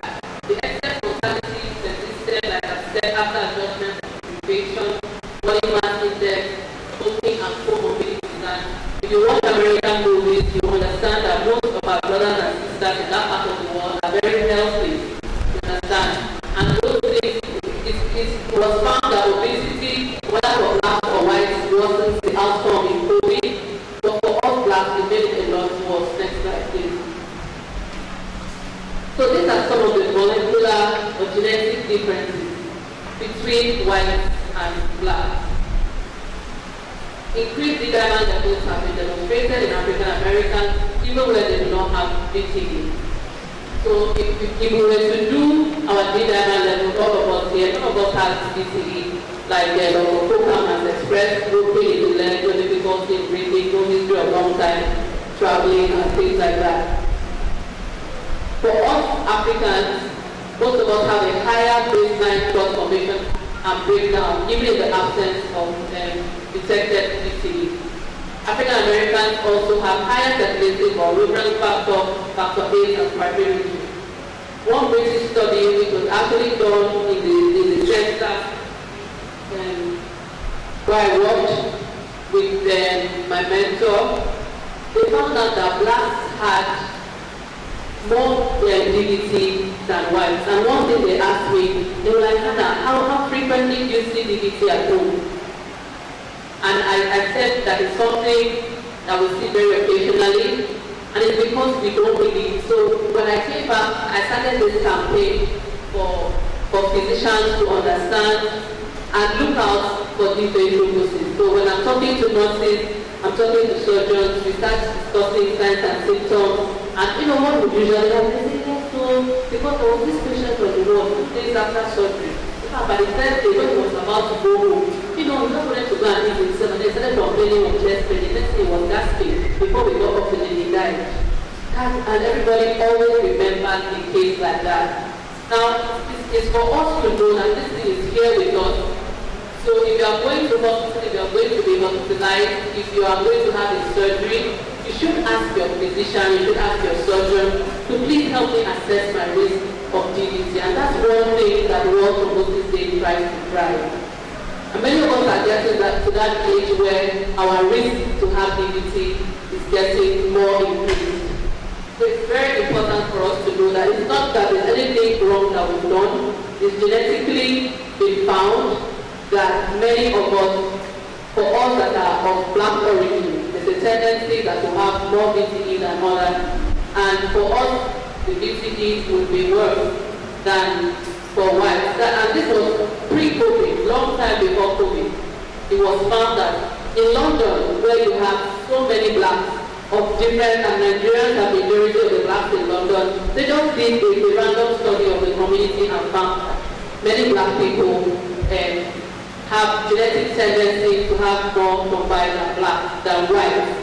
And even the way that we respond to warfarin, which is what is used to treat, we do not respond to low doses. For blacks, you have to give higher doses before there was any reasonable response. Next slide. So I wish to start to summarize. Next slide. I'm trying to show us what happens in COVID. It's a viral infection that can cause difficulty in breathing. Some flu like symptoms. And why that really happens is that when the virus enters the cells of the lungs, it sets up some inflammatory response. And that inflammatory response can also affect the endothelial cells. Once there's endothelial cell injury, coagulation would be set up. And that could cause thrombi to be set. Macrothrombi is what the science says for now. And also there's a breach in the alveolar capillary barrier that causes macrophages to get to pull a lot of inflammatory cytokines and fluid that causes the difficulty in breathing that people with COVID have. And of course the impairment of vascular tone also contributes to that. Next slide, please. Yeah, so I've talked about some of the hematologic changes and the coagulation changes, the coagulopathy that occurs in COVID. And it's something that we should open our eyes to. And so, as hematology scientists, we should stand by to support identification of people at risk. We should build capacity to do the basic things we can do, PT, ABCT, to help guide the clinicians. This one, the PT is like this. Like that this patient is going to go this way or the other, or let's do the D-diagram and and provide some form of guidance for the people that we deal with every day. Next slide, please. Thank you very much for paying attention.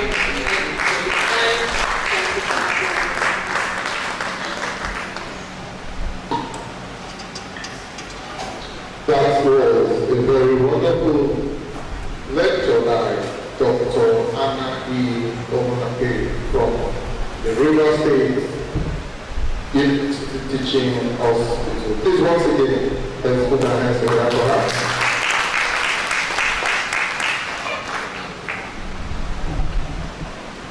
Okay, I will take you the first and the second lecture.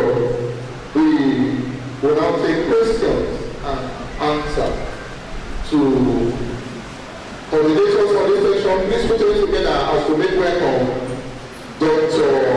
Rose Amenchi to coordinate the question and answers, to pick those I will ask and how they will ask and how many questions will be taken.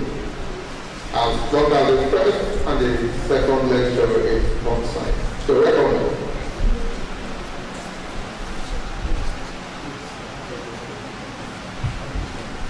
Good afternoon, everyone. My name is Dr. Rose Amenchi. I'm from Ambusali University, Ipo.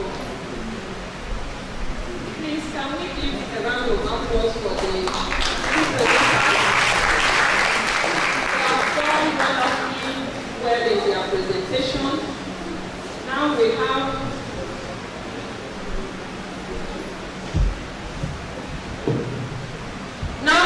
time for questions and answers.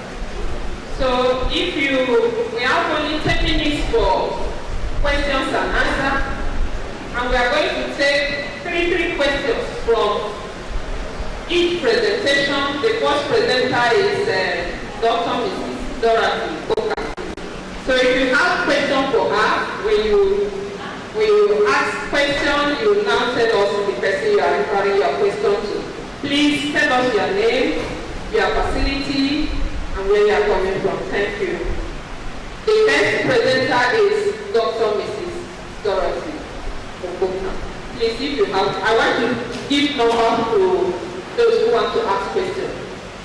Number 1, number 2. Any other person? Okay. In the absence of any other question, I will be the third person for Dr. Mrs. Dorothy Oka. The next presenter is our wonderful presenter, Dr. Mrs. Hannah Omonakwe. Please, if you have a question for her, raise up your hand. Question for the clinician? Yes, you want to ask? She is the one you want to ask. You would have visited. So who else? Okay, like you are number 1, she is 2, 3, 4. Okay. Please, let's give the mic to the number 1. Let the first person for Dr. Mrs. Dorothy ask her his or her own question. Who has a question for Dorothy? Hello? You raise up your hand for who? All the questions are for her. That is beautiful. Okay, let me ask my own question to Dr. Mrs. Dorothy Oka. She presented a beautiful and wonderful, she made a beautiful and wonderful presentation. Please, during the course of your presentation, you want to ask her question. Okay, let me finish asking. Can you our presentation, I want to ask a question on the diagnosis. You mentioned 3 ways of using the diagrams for diagnosis of COVID or coagulation. So I'm not very clear with the 3rd one. So I want to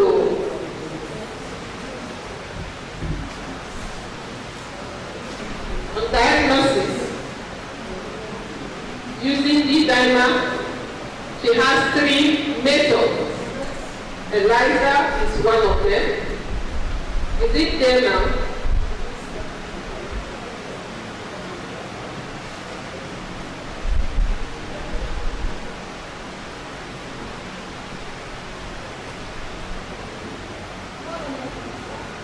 Okay. No.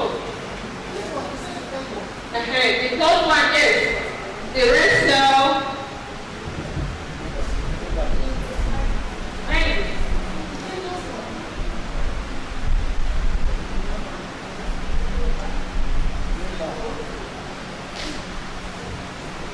Yes. The 3rd one is the red cell whole blood coagulation assay. Please, can you throw more light on how you do that diagnosis using the red cell whole blood agglutination assay? Yes. Thank you for the question. Like I mentioned, I said the red blood cell whole blood agglutination assay can be carried out, at the bedside of the patient, like a point of care testing, with just a prick of the blood in the finger. Then there is a diluent used, depending on the kit you are using. It comes with a diluent, which when it reacts with the whole blood, if there is any agglutination, means that there is a presence of BTE in that patient. It's not that you collect the whole blood like we do. You can also collect if you want. You can do. I'm not saying that you can do it both points of care or collect the whole blood and to the lab and carry out the test. Okay. Thank you. The next question, please.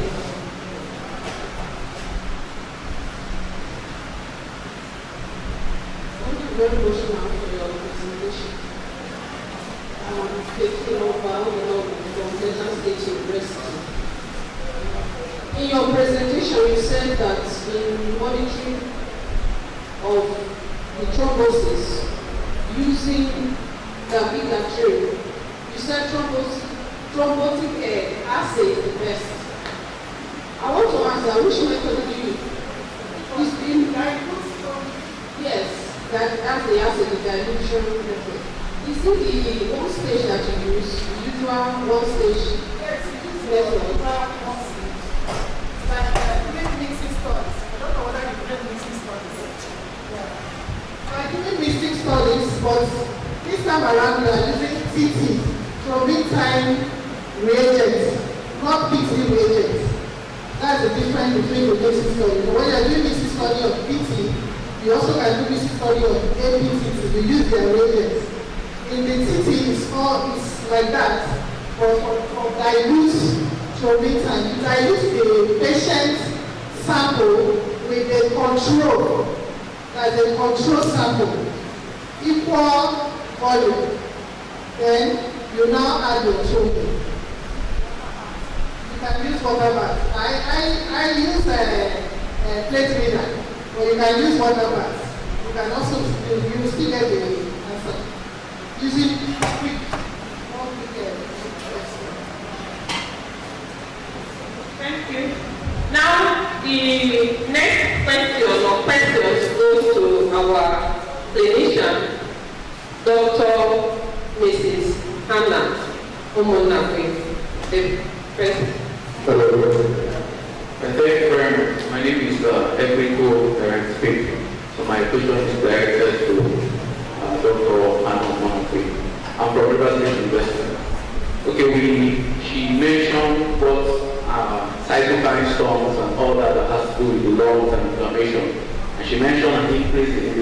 ferritin level. I'd like to know more of how that happens as a result of inflammation. And also, since it has to do with hematology, and this is an hematological case because of the coagulopathies that happen, there should be a place for an anticoagulant therapy. So is it unfractionated heparin or direct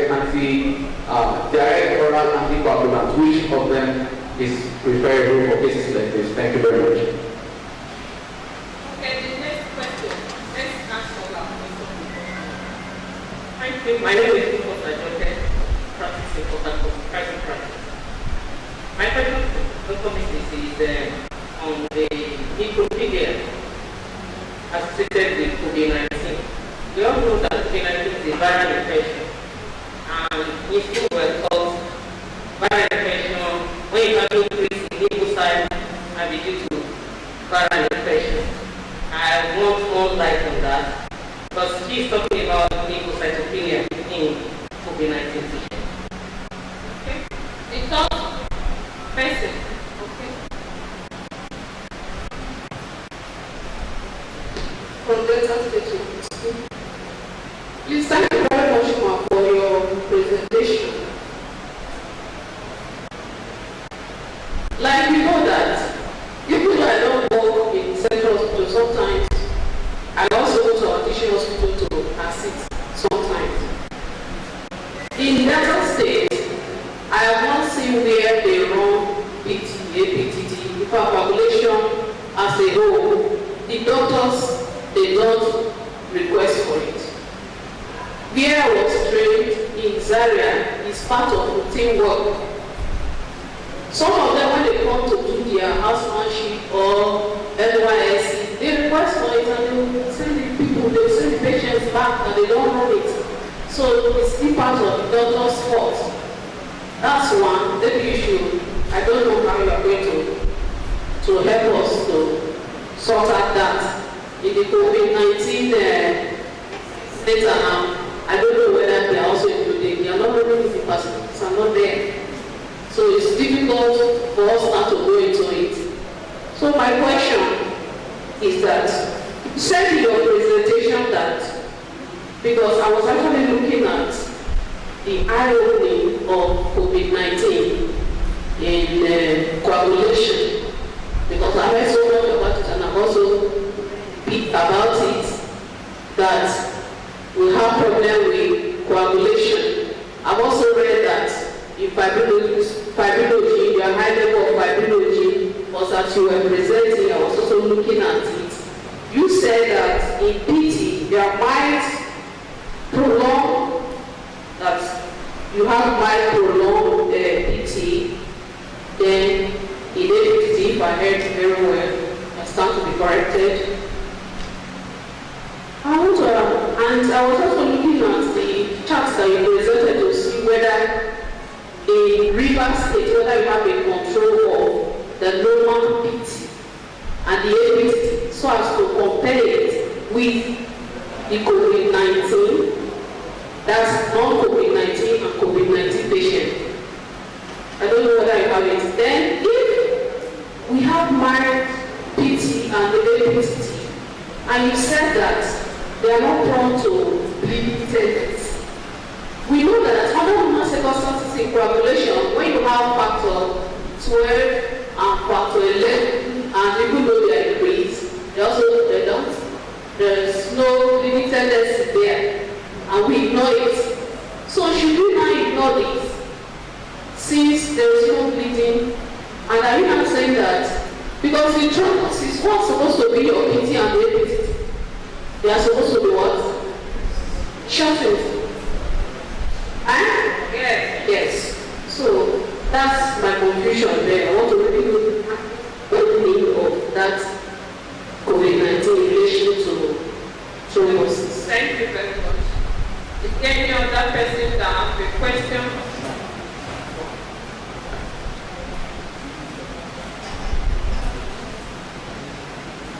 Good afternoon. I'm Dr. Campbell from Abia State University. I have two questions. One can go to any of the presenter while the second one goes straight to Dr. Nana.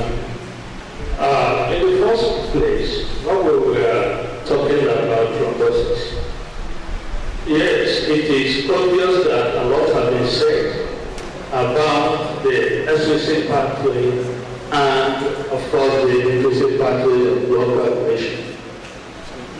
And various components of the coagulation pathways are involved, or hemolytic pathway, like the platelets, the vascular wall, the coagulation factors, the fibrinolytic mechanisms. But I know if you read current literatures, we begin to appreciate the role of red blood cells. I expected that in the course of the lectures that one will be informed that red blood cells, to a large extent, contributes significantly this camera, in thrombosis. So I don't know why that was omitted. Then for the second question, yes, of a fact, COVID-19 has been associated with hemostatic dysfunction. That's not good about it. In fact, that is, to me, the overall knowledge of all we've been discussing. So my question is it not proper for clinicians to help us whenever they are bringing up requests for evaluation to have probably an algorithm, that will be evaluating virtually all the components that has or have a play in initiating thrombosis. Have some parameters that look at the platelets, have the APP and the protein time, and even what Dr. Choma was telling us briefly about the thrombin generation test and the dilute thrombin test. And again, complete with for us to again arrest our case with the D-dimer. Is it not possible or a better indication for us to have an algorithm that will state holistically all the necessary investigations that are possible for us to conduct in order to ensure proper diagnosis? Thank you. Thank you. Okay. You can respond.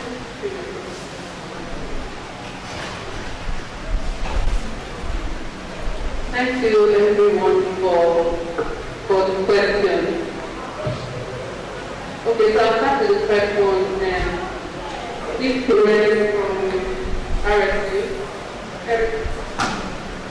Sorry, I need to wear face mask because of the weather. Yeah, so ferritin and COVID. Ferritin is a matter of iron stores. And so it's also an active reaction protein. So when there's an acute inflammation, ferritin levels also go up. So that is why it goes up.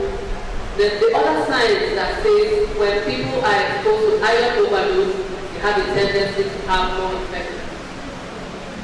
So I know in Africa we used to just take blood medicine, but science has proven that there is a study going on in Oxford, and they are looking at iron and ferritin in so many different disease conditions, HIV, sickle cell, of course, and bacterial infections, and TB and things like that. So apart from the fact that it's an acute reaction protein, when there's any acute inflammation, it will go up. So that is why it's been assessed in some centers and it goes up. Because it's an active inflammatory process going on. You also have which anticoagulant can be used. We've said that there's thrombosis in COVID, so what anticoagulant can you use? Now, I know in the treatment center in River State, where we started hearing of this coagulation and COVID, I approached people that manage the service and said, take it serious, because in the hospital we have a COVID center. So what happens is that when people come to me and need so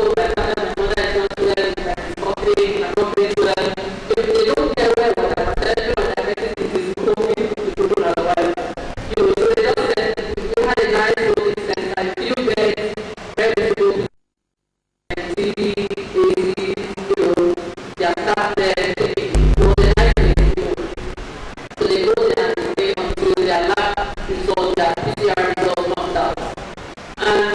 we started saying, they want to do this. They can do the red cell global thing, in hospital, but the fear was we want to bring COVID patient samples to our general lab, influenza. I mean, how can I want to launch through TCD for COVID patients? The general everyday bench. Nobody wants to do that. So those were some of the problems we had. We couldn't assess that. Yeah, since they could not get to do D-dimer in the treatment center, you think of the cost. Patients are paying for their care. So, patients are paying. So, the clinicians will be happy to scope everything. You said, okay, get ultrasound machine, scan everybody's leg. People were being admitted for 1 week, 2 weeks in the treatment center. People were on ventilation and things in River State, But nobody was scanning their legs. No, somebody has to pay for it. We are Nigerians, nobody will pay for it. Somebody has to pay. That's the problem because, plus me, somebody has to pay for it. So what anticoagulant can we use? For us here in River State, since immediately we couldn't start doing D-dimer, I advise low molecular weight heparin is safe at prophylaxis doses. Yeah, low molecular weight heparin is safe. And so they were giving low molecular weight for at least 5 days. And then when patients were recovering, no issues, they would change them to aspirin, some antiplatelet effect, for those that did not have any bleeding tendency. So that is what, so low molecular weight has been advised, and that is what many people are using in many countries. Now, the thing for using unfractionated heparin is the risk of heparin-induced heparin-induced, thrombocytopenia, heparin-induced thrombocytopenia. So 5 to 7 days after, so we can't help it. Sometimes I try to be honest, many times I'm diplomatic. Some points in our service, we have to try, like she said, to work with the clinicians around us. Then we can do better, we can do so much more. So some of these tests, she's talking about, people abroad. People have to request for it. People have to do, and there's somebody on the other side that can do this test. People have to do that. I can depend on somebody to get this done. But if we can't do that, then we will not have that. So don't molecular weight is safe. As I said, we don't need to actively monitor you. And if you have to do, there are ways to monitor that. Somebody asked about leukopenia. Why do we have leukopenia? I had said that what is the reaction, what is coming out, is that people have found that the virus itself can infect the hematopoietic stem cell. The hematopoietic stem cell is that single cell inside the bone marrow that creates every other blood cell.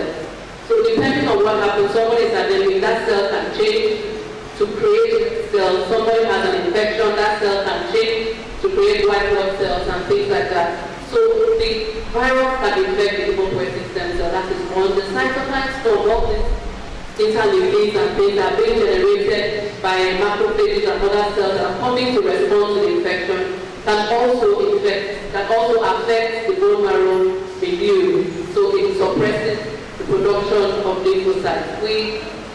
So in the medicine, sometimes we cannot usually say never, or always, because things change. Not just like the bacterial infection, typhoid, for example, you expect that they should be neutrophilia, but you don't have that. So things change depending on what is happening at the molecular level. Then our friend from Delta State, I'm going to call my colleagues in the States and tell them that you physically need to have somebody you can depend on, and you must make yourself dependable. It can be stressful. So when I was training kids in the UK, we had a Thrombosis clinic, and I tried to start that in RSUTH. You physically need a laboratory scientist that is going to be there on that day to run PT for everybody, for everything. Not going to play, not going for burial, not going for welding. You physically must be there by 8 because the patients are booked. The patients are booked. The doctor has to be in clinic by 9 after an 8:30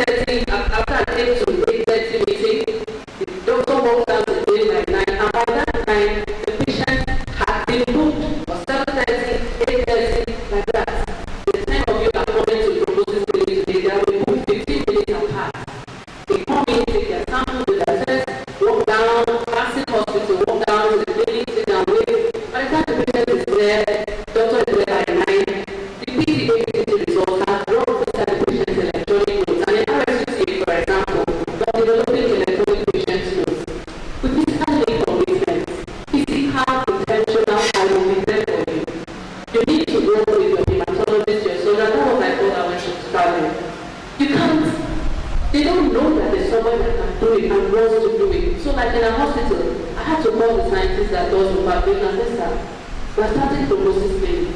Please, how is your so day? Which day do you go to church in the morning? Madam is there. We had that discussion.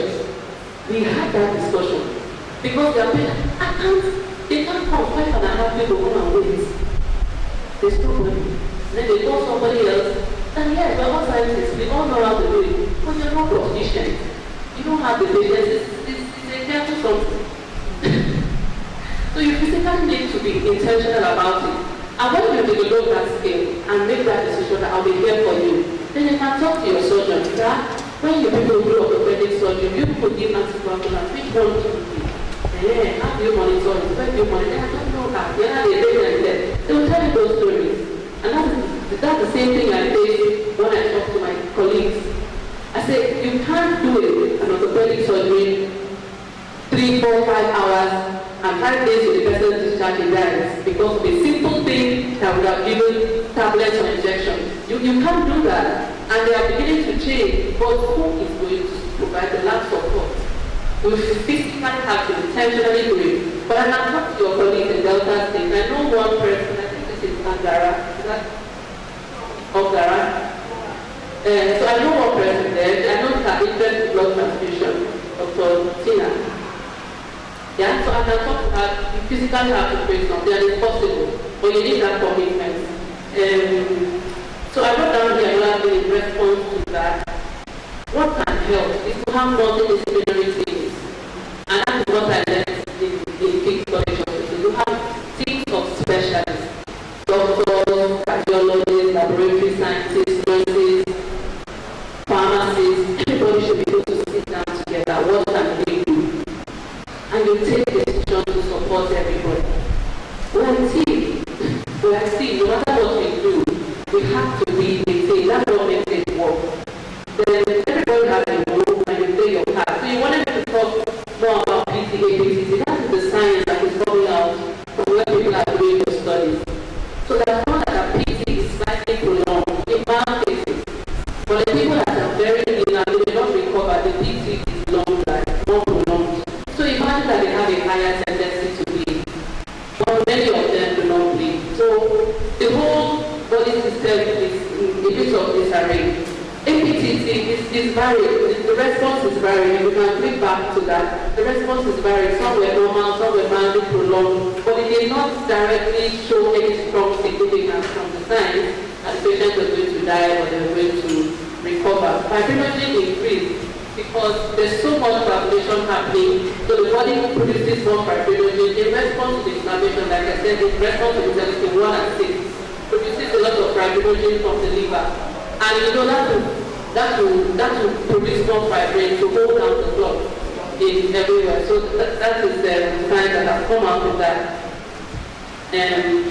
All the other clotting factors, yeah, there are some studies, but I couldn't represent all the clotting factors one by one. But we know that factors 12 and 13, like I said, even if they are deficient, there's not usually in normal people, not in COVID situation.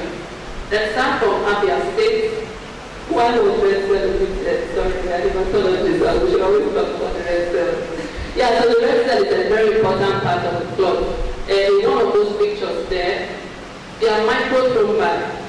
So in venous clots, I think Dr. Koga mentioned that in arterial clots, you have a lot of red cells, you have platelets and fibrin. But in venous clots, you have more of white cells and lots of platelets and fibrins, and we have more venous clots in COVID. Although, many studies have said that the two can happen. That's why some COVID patients came down unconscious, and that was because of stroke. There are studies to show that many COVID patients had stroke because they had some arterial thrombi of the central nervous system. And the initial request for all the tests to evaluate thrombosis in patients, yes, you can. But the patients will have to pay for it. That's the only problem. We can. Because we know that this thrombosis problem, apart from COVID, is not our thing. It's not an African sickness. If I heard that until I went to King's College,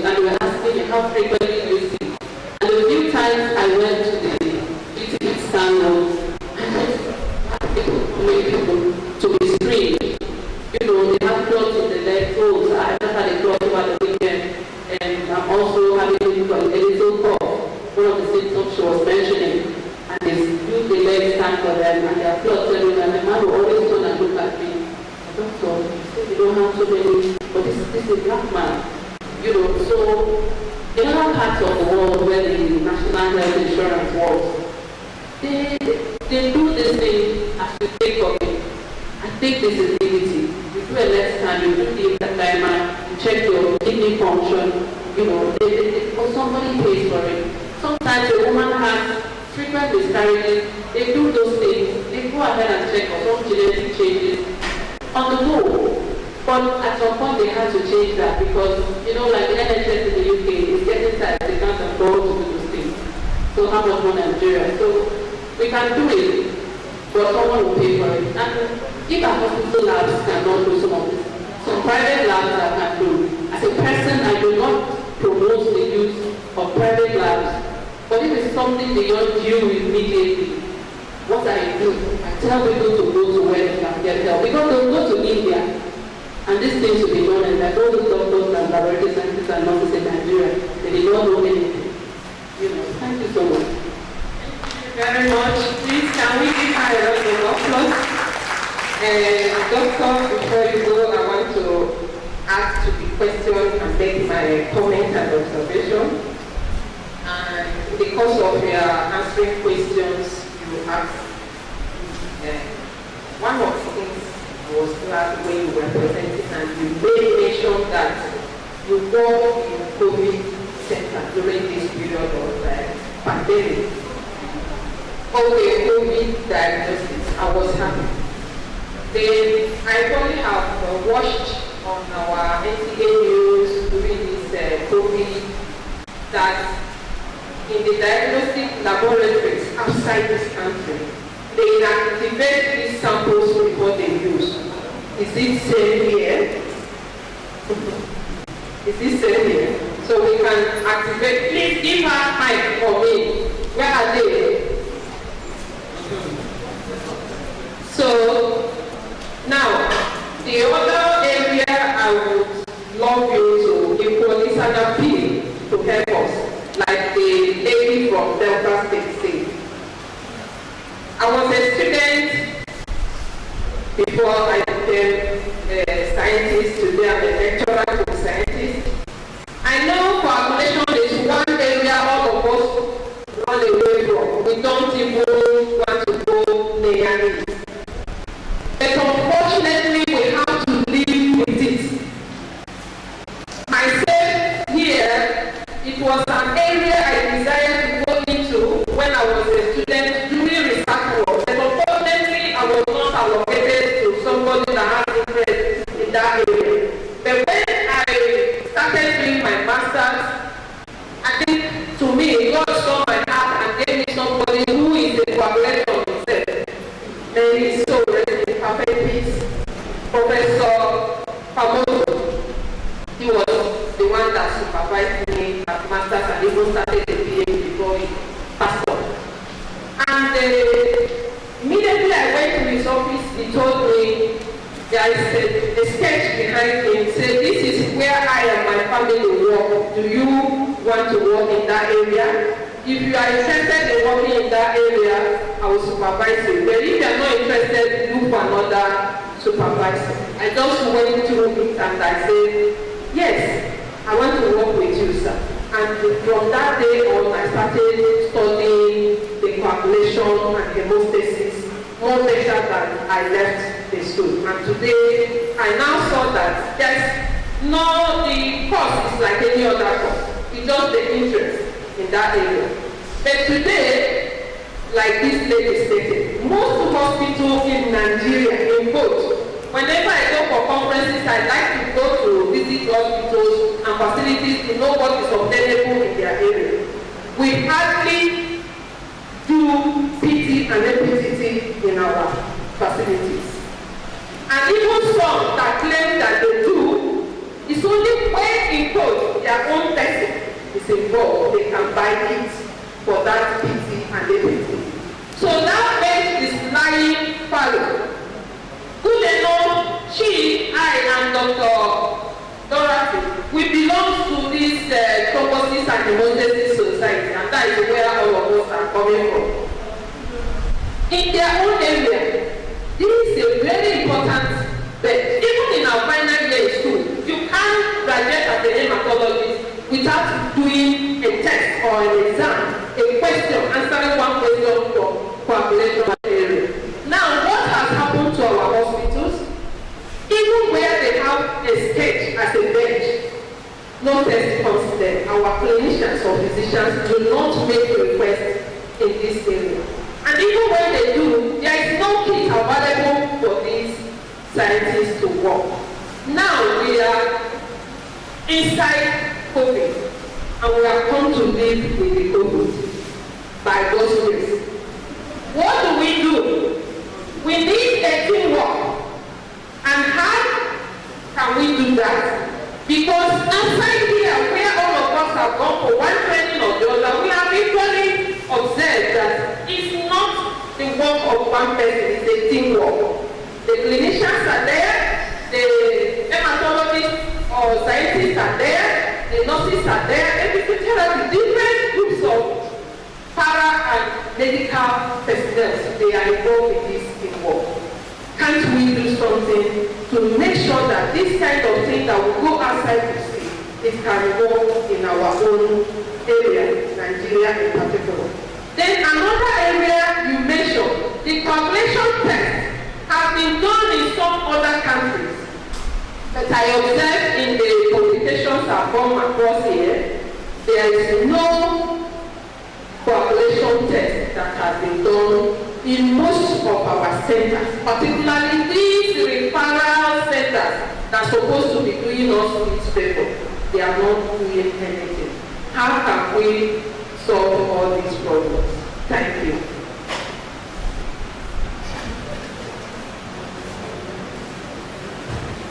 So, one of my pastors said, if you form that way, El Shaddai, you shall die. So, I can't see that as solve the problem. I need to be fast about it and where time is going. So, inactivation of the virus, yes. So, what happens in the COVID testing lab is that when the samples are brought, we first inactivate the virus, and then when it's safer, we can move it to the next level. We extract the virus from the sample, and then when the virus is extracted in small quantity, very small quantity, we can take it and prepare the master mix, and then put it on the PCR machine and wait for it to run. Then it determines whether there are COVID viruses in there or not.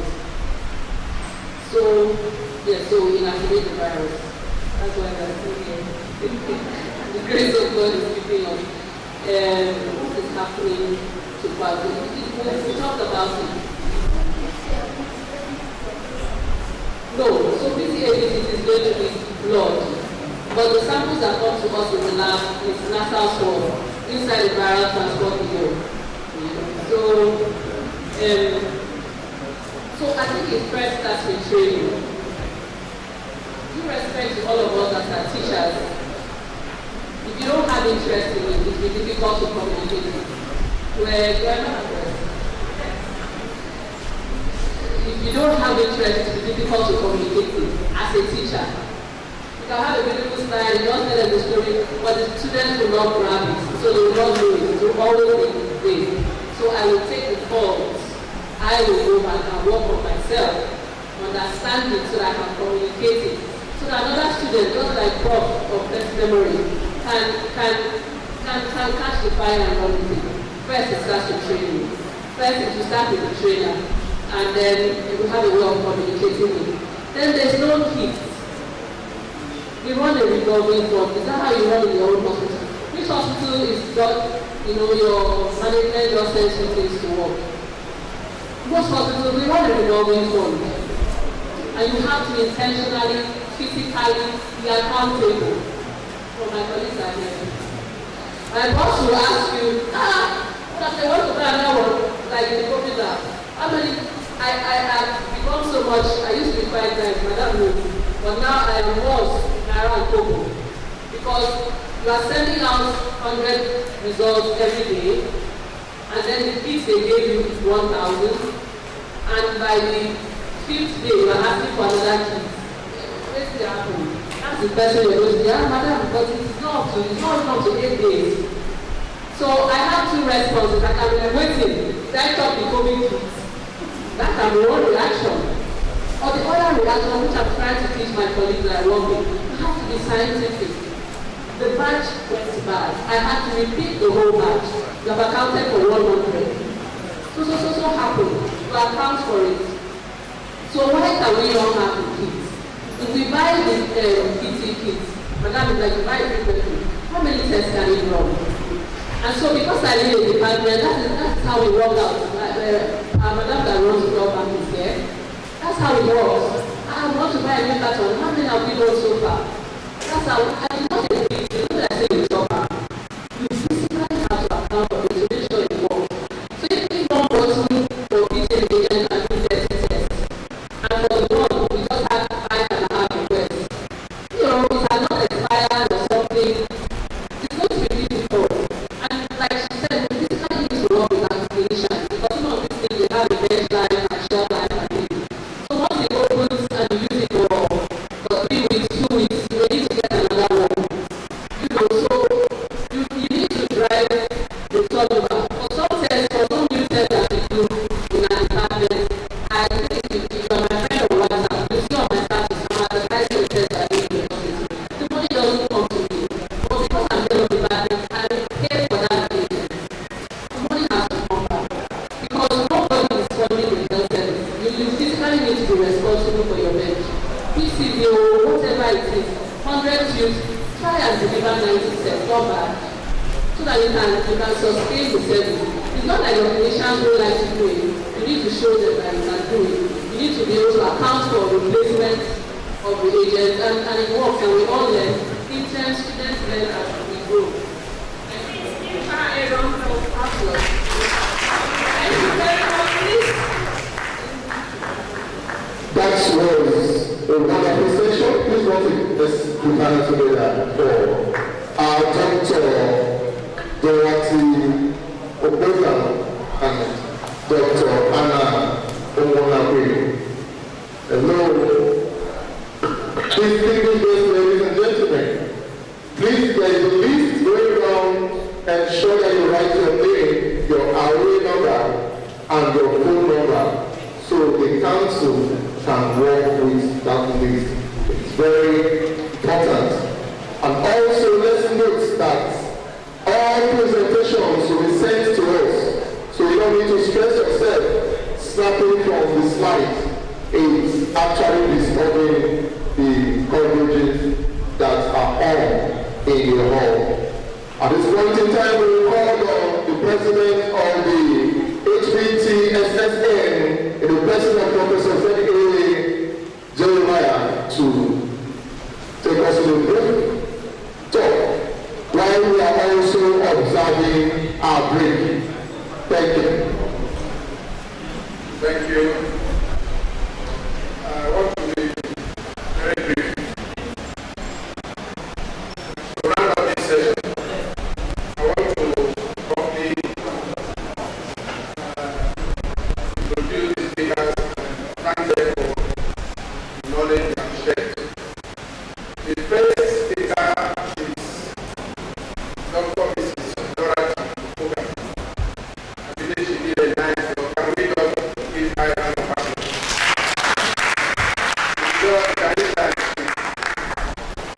The Dorothy is a senior lecturer with the University of Calabar and working in the Department of Physical and Science.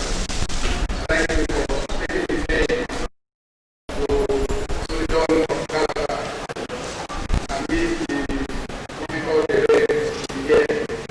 We appreciate it from the progress.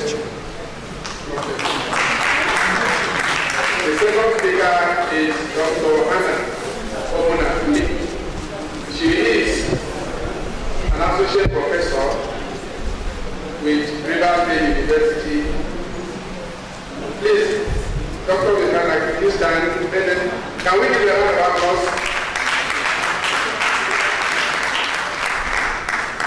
She is presently the head of department of hematology in the college here. She's a medical doctor, pathologist, who has shown so much interest in what we are doing and has come to share the knowledge because I believe we enjoy the lecture. Can we give her a round of applause? Thank you for coming. We want to see more of this collaboration in our next programs. We appreciate your coming. Thank you. Thank you so much. All right, the person that anchored is the session of the question and answers is Dr. Rose Amechi. Let's appreciate you. All the way from Ambrosali University. You can see the distance she has traveled to be here. We appreciate you. She is presently the head of the Department of Medical Laboratory Science in that university. So give her a round of applause once again. Thank you. We're going to the next section of the lectures shortly after now, where we have Major Woodlock, Peter Woodlock, my second one, go to Yolanda. But this one is not Yolanda, it's Woodlock Maga. He's going to give us the next lecture all the way from Lagos. All the way from Lagos. So, I'm not calling you to come and drink now. Sorry, sir. I just want to tell them what to expect. He will be giving us a lecture on laboratory and molecular diagnostics of thrombosis. We'll be hearing from him.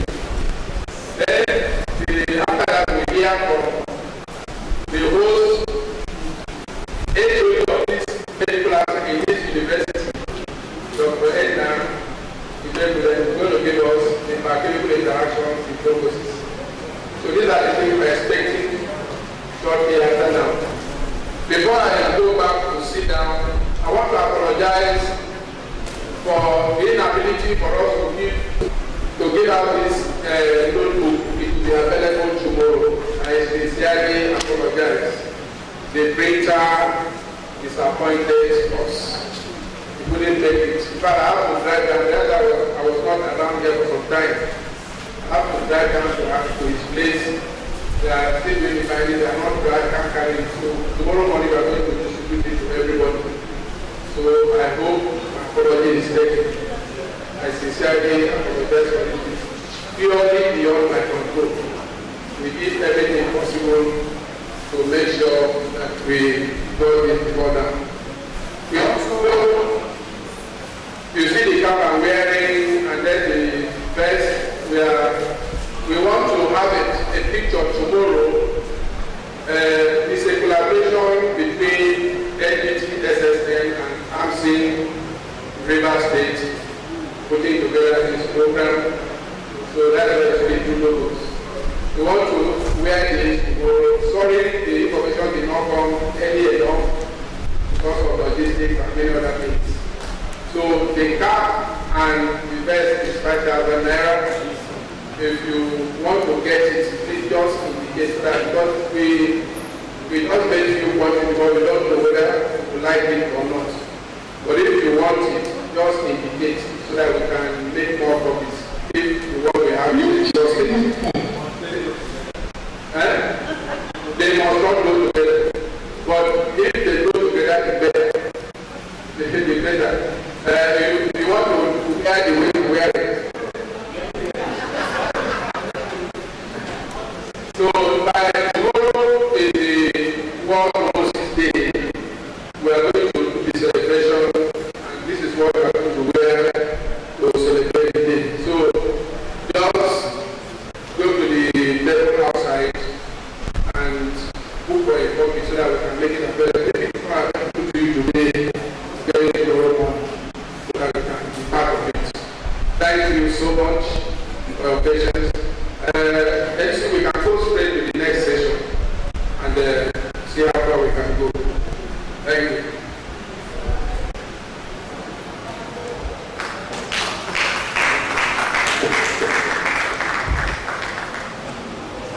Obviously, our president has. Sorry, please, let me emphasize that your attendance is very necessary. The council is represented here. Our council, MLSCN, Dr. Dosa is here Simon. Please, can you acknowledge me? So he is the council, the zonal representative. Our office is in daylight. I don't have enough to know the MLSN office in daylight yet. So he is representing the MLSN here in the Arab Council. If you don't feel that attendance register, you may not be given the CPD unit. You will miss it. So your annual number is very important. And then today and tomorrow, you have to complete the 2 days to get the 3 CPD units. So if you do one and don't want to go, how many you want to come to the So this CPD is for the 2 days. If you don't attend the 2 days, I don't know, he's here, I will join. Thank you.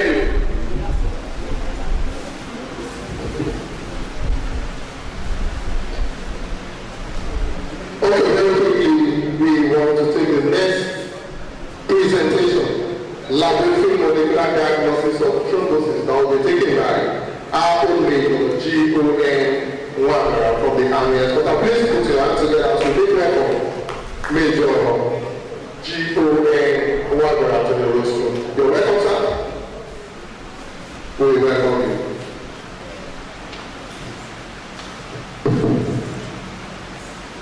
The President of the Hematology Scientist of Nigeria, Chairman of some State, Rep of the Executive Officer of the Council, the academia professors, HOD, senior police, all other protocols observed. I am Major, Medical Laboratory Scientist, O.N.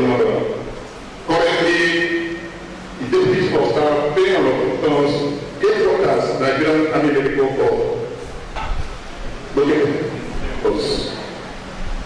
I want to start by thanking my Commander Medical, Colonel Abisholebo, for easing me my tax fellow to come to participate, and not just that, to be a resource person. Next slide. But before we proceed, I want to make a passionate appeal.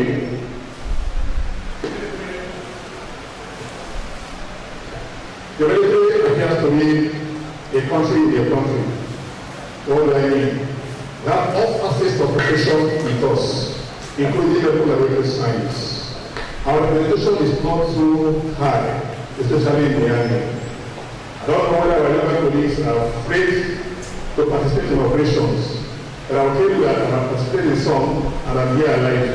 So I want to encourage our people to try and join the military, because our numbers are depleting. And when some of us will leave, I don't know what will happen. And tomorrow we'll talk about marginalization. So come on, if you are below 30 years, come and join the military. It's the place for you to serve. I also want to say that I have gathered some experiences. I was the laboratory manager in Defense Research Laboratory, which is 5-star rated by A2 from America. I was also the coordinator of the Blood Center in Port Harcourt here, which is also a 5-star rated laboratory by the council. So, having known that, I want us to discuss why we are here today. Our aim is to discuss laboratory and molecular diagnosis of thrombosis with all of us participants of this World Thrombosis Day 2020. And our learning objectives, which is shown on the blog or on the screen, will include a brief explanation of some basic terms, thrombosis, coagulopathies, the causes and consequences of thrombosis, which I have had for the last 2 presenters, go straight to the business of the day to list and describe both laboratory tests and molecular tests used to diagnose thrombosis. Then of particular importance, quality assurance of this diagnosis. Next slide. Next slide, please. A look at the terminologies. As we been told, hemostasis is actually the mechanisms taken to minimize blood flow, blood loss, when there's trauma, and also ensure that the blood formed is stabilized, so there won't be blockage to allow blood to flow freely in the blood vessel. And it has to do with certain important factors. The cellular component, which is platelets, and the other non-cellular factors which is found in the plasma, our coagulation factors.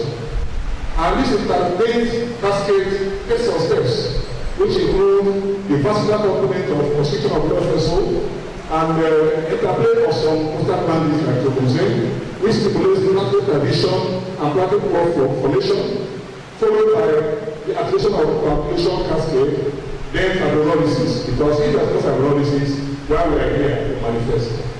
The coagulation factors, as I said, we have the non-cellular factors, which initially, when we were students, we were 12, from the fibrinogen up to the leucotriene factor. But these days, we know that there are more to it than the initial 12 we know. Let's like this. On the screen are the coagulation factors that ensure there is prevention of blood loss when there is trauma. The other ones which are not actually known in those days were the coagulation factor, the caliprin, the filtration factor, fibrinogen, and others as shown. Next slide.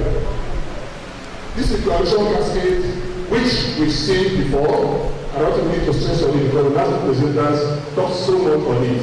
Next slide. Well, that as we know is excessive bleeding.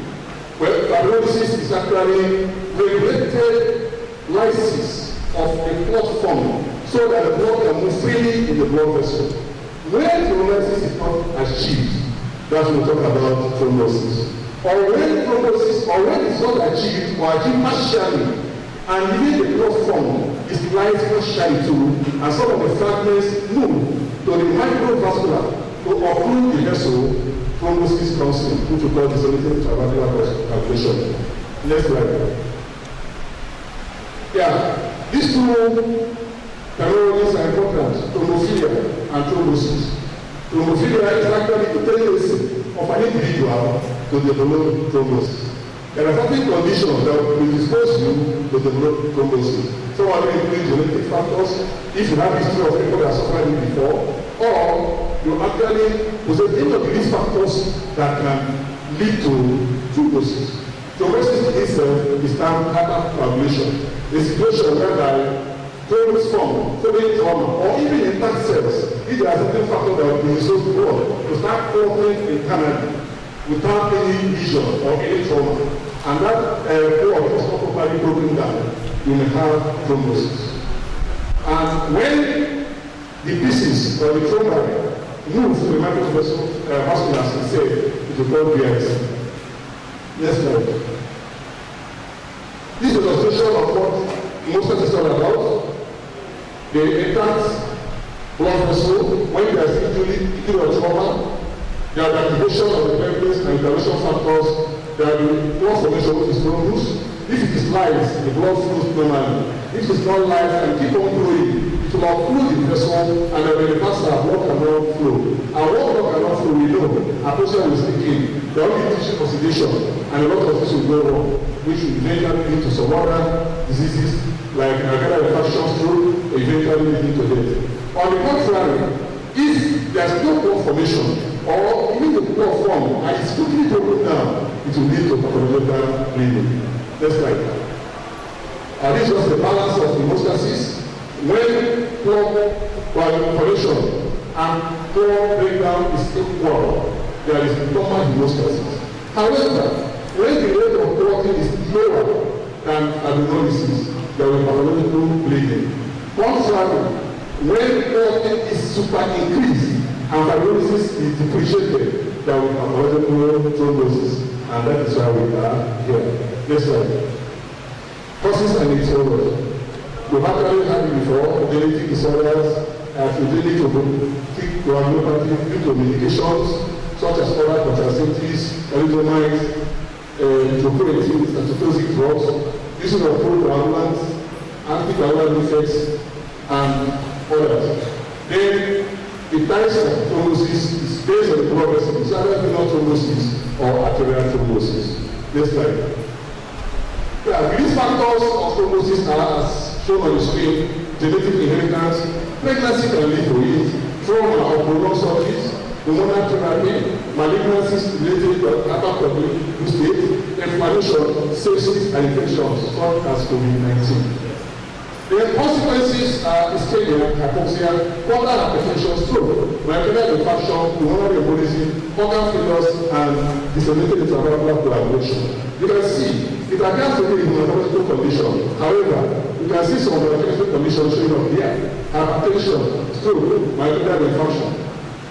So, it cut across all other facets of diabetic practice. Next slide.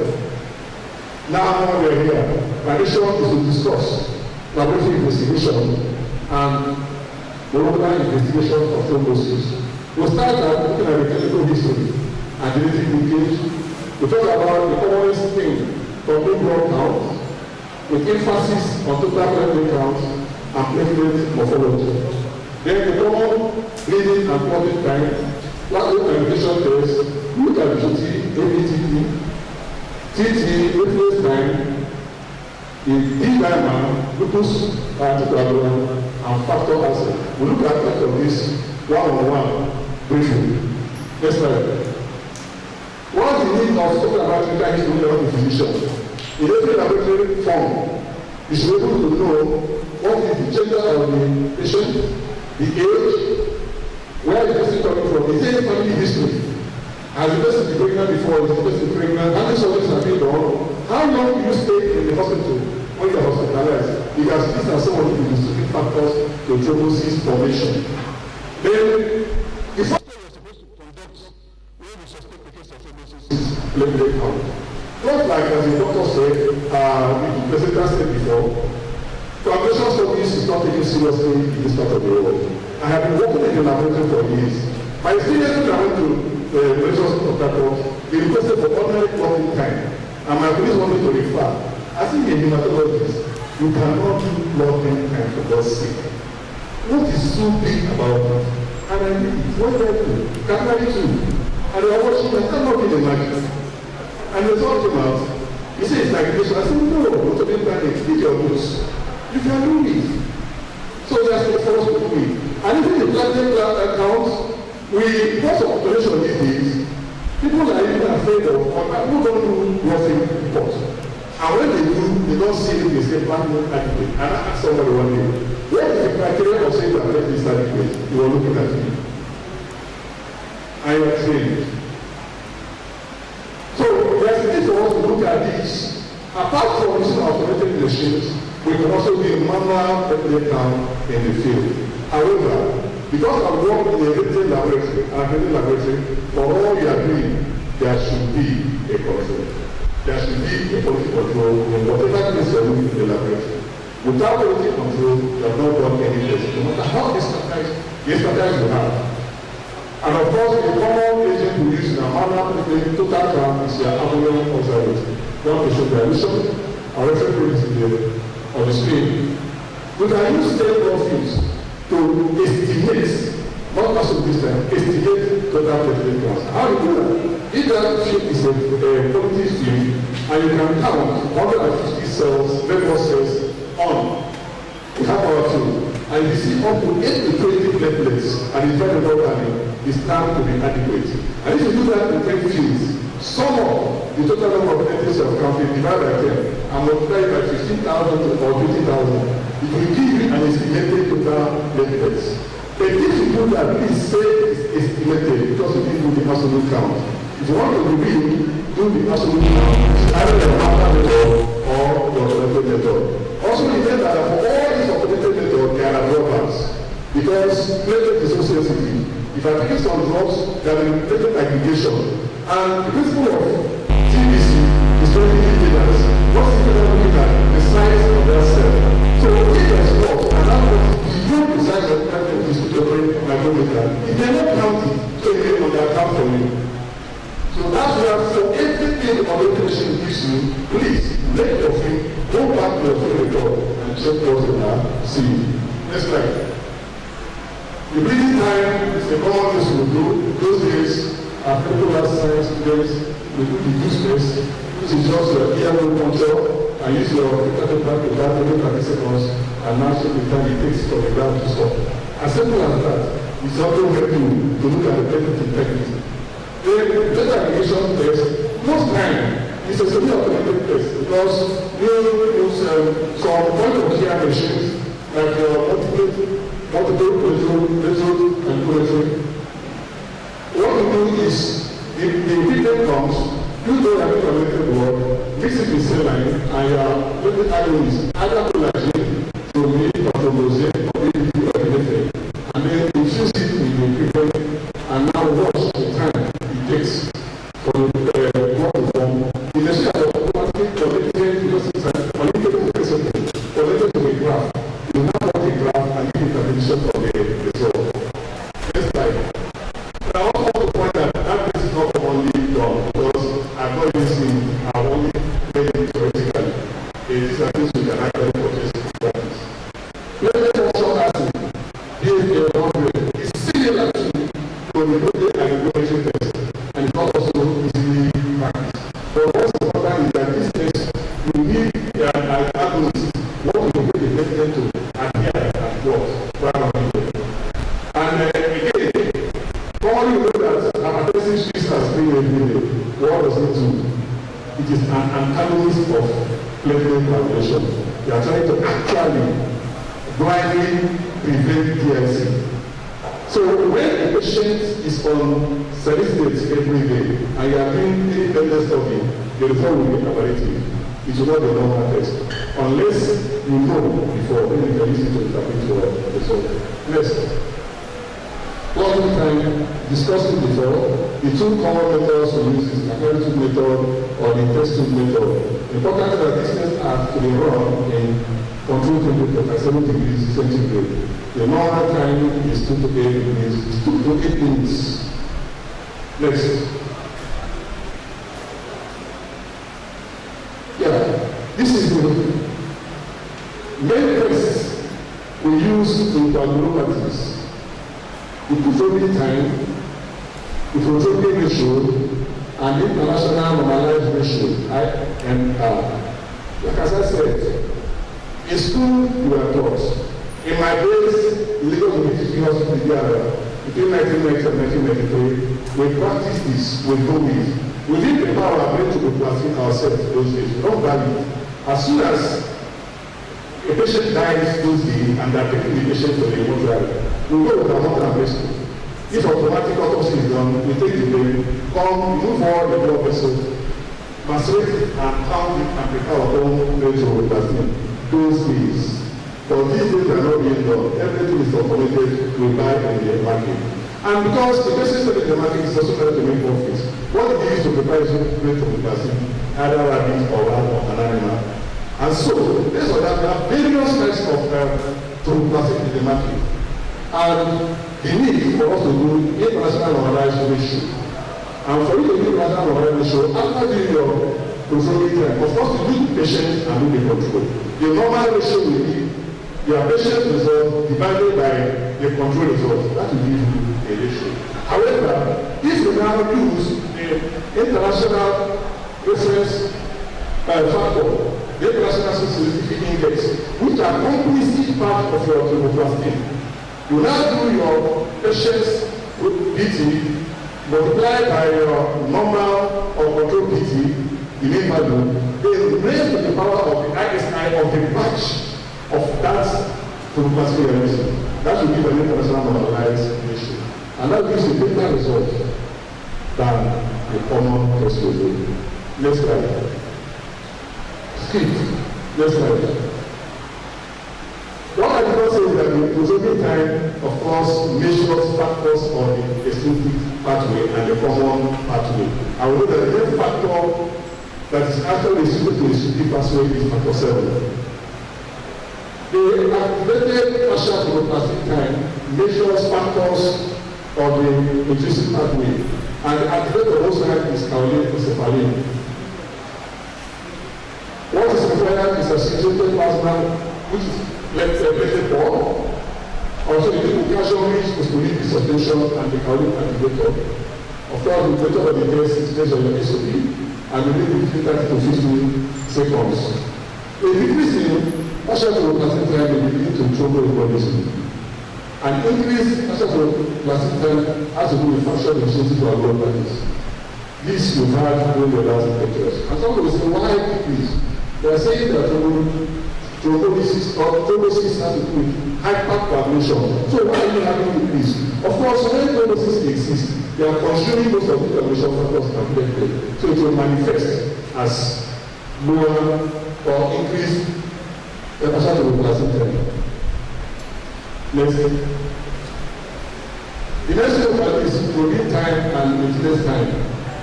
These two actually measures your fibrinogen. And the difference is that the protein is bottled commercially, whereas originally is the snake donor. You can get from the snake. And most people use it in the first place. And the reason of using snake instead of the protein time is that retinase is actually resistant to anti-thrombotic, which is an inhibitor of the protein. Thus, retinase time is not prolonged in most samples containing heparin. We are now the protein time will be prolonged in these samples. This also differs from protein by releasing fibrinogen A, but not fibrinogen B in its unit of fibrinogen. So, causes of prolonged retinase time include presence of fibrinogen products, which is actually common in your thrombosis. Next slide. D-dimer.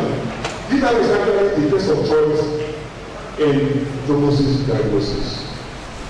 Once your D-dimer is high, it is possible that that patient might have thrombosis.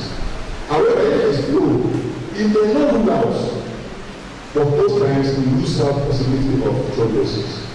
And the D-dimer can be done in two ways, as stated by the previous presenters, but of importance, because we have to do with control, I would prefer we use a method in the D-dimer. Next slide. The sample of choice in D-dimer is of SD3 plasma. The modern assay for D-dimer includes monoclonal antibody base. The ELISA is the reference method. And recently, the number of point of care D-dimer assays have been developed for acute care settings that utilize a variety of methodologies. In view of the diversity of D-dimer assays used in central laboratory and point of care settings, several habits must be taken to assure proper interpretation and clinical application of results. This includes consideration of clinical variables and interference substances, as well as patient drug therapy and underlying diseases. D-dimer assays should be validated in clinical studies, and they should have established cutoff values and must be reported according to the reagent manufacturer's recommendation. And I have to add that you must do it in control. And possibly laboratories to D-dimer also participate in consultation testing with recognized bodies. This is what D-dimer is all about. It's actually when there's a fabric drug, there's a fabric mesh, there's an E monomer surrounded by two D monomers. When each of these D monomers enter linked with another D monomer, and when you start taking the lab one E monomer with two D monomers, that's what's called D-dimer. Next. Glucose anticoagulant analysis. Glucose anticoagulant is a hemoglobin that binds phospholipids and proteins associated with the cell membrane. This condition was first described by hematologist Conley. Actually, there is a misnomer because it's used usually and actually thrombotic antibody. It increases risk of developing blood loss in both the veins, deep vein thrombosis, and arteries, leading to stroke, heart attack, and pulmonary embolism. It's associated with recurring miscarriages as cause may block the placenta. It may also directly attack the tissue of the placenta, affecting its development. It is tested in the laboratory by ELISA method. Next slide.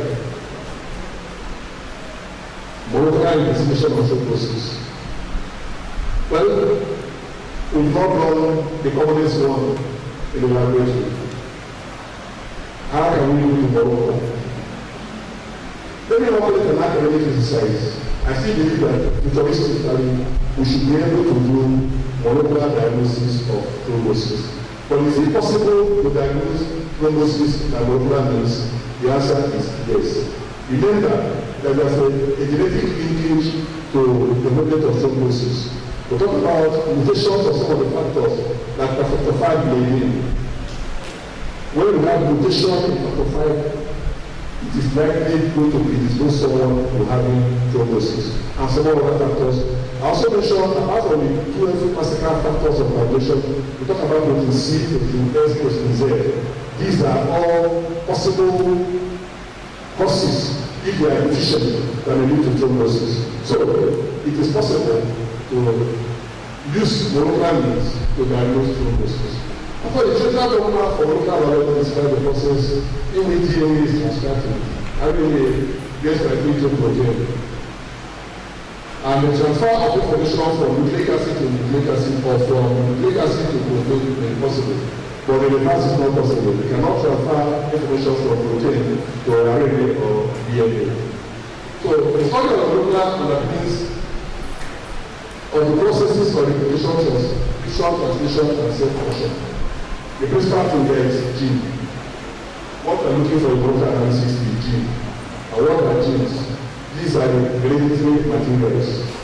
And of course, they consist of our nucleotide, which is our adenine, tyrosine, cytosine, and guanine. Just like that. So, the various techniques in laboratory which we use to diagnose molecular laboratories are chlorine and sequencing. I don't know how many this sequencer in Nigeria here. Most of our farmers will buy or import, but they are still for us to sequence our gene. For every human being here, there's a particular primer to you. And for every organism, there's a particular area that is specific to that organism. And once we can do that, we can use it to conduct molecular testing. The commonest we do is the polymerase chain reaction. Thrombosis and also seen it done on most places. We can also do the macromolecular proteins and protein. Either the certain blood, the northern blood, the western blood, and we can look at the fish. Fish was used before PCR came. So most machines for molecular testing now is based on PCR. However, even if the rapid and microarrays is also very good. It can be helpful in molecular testing. Next slide.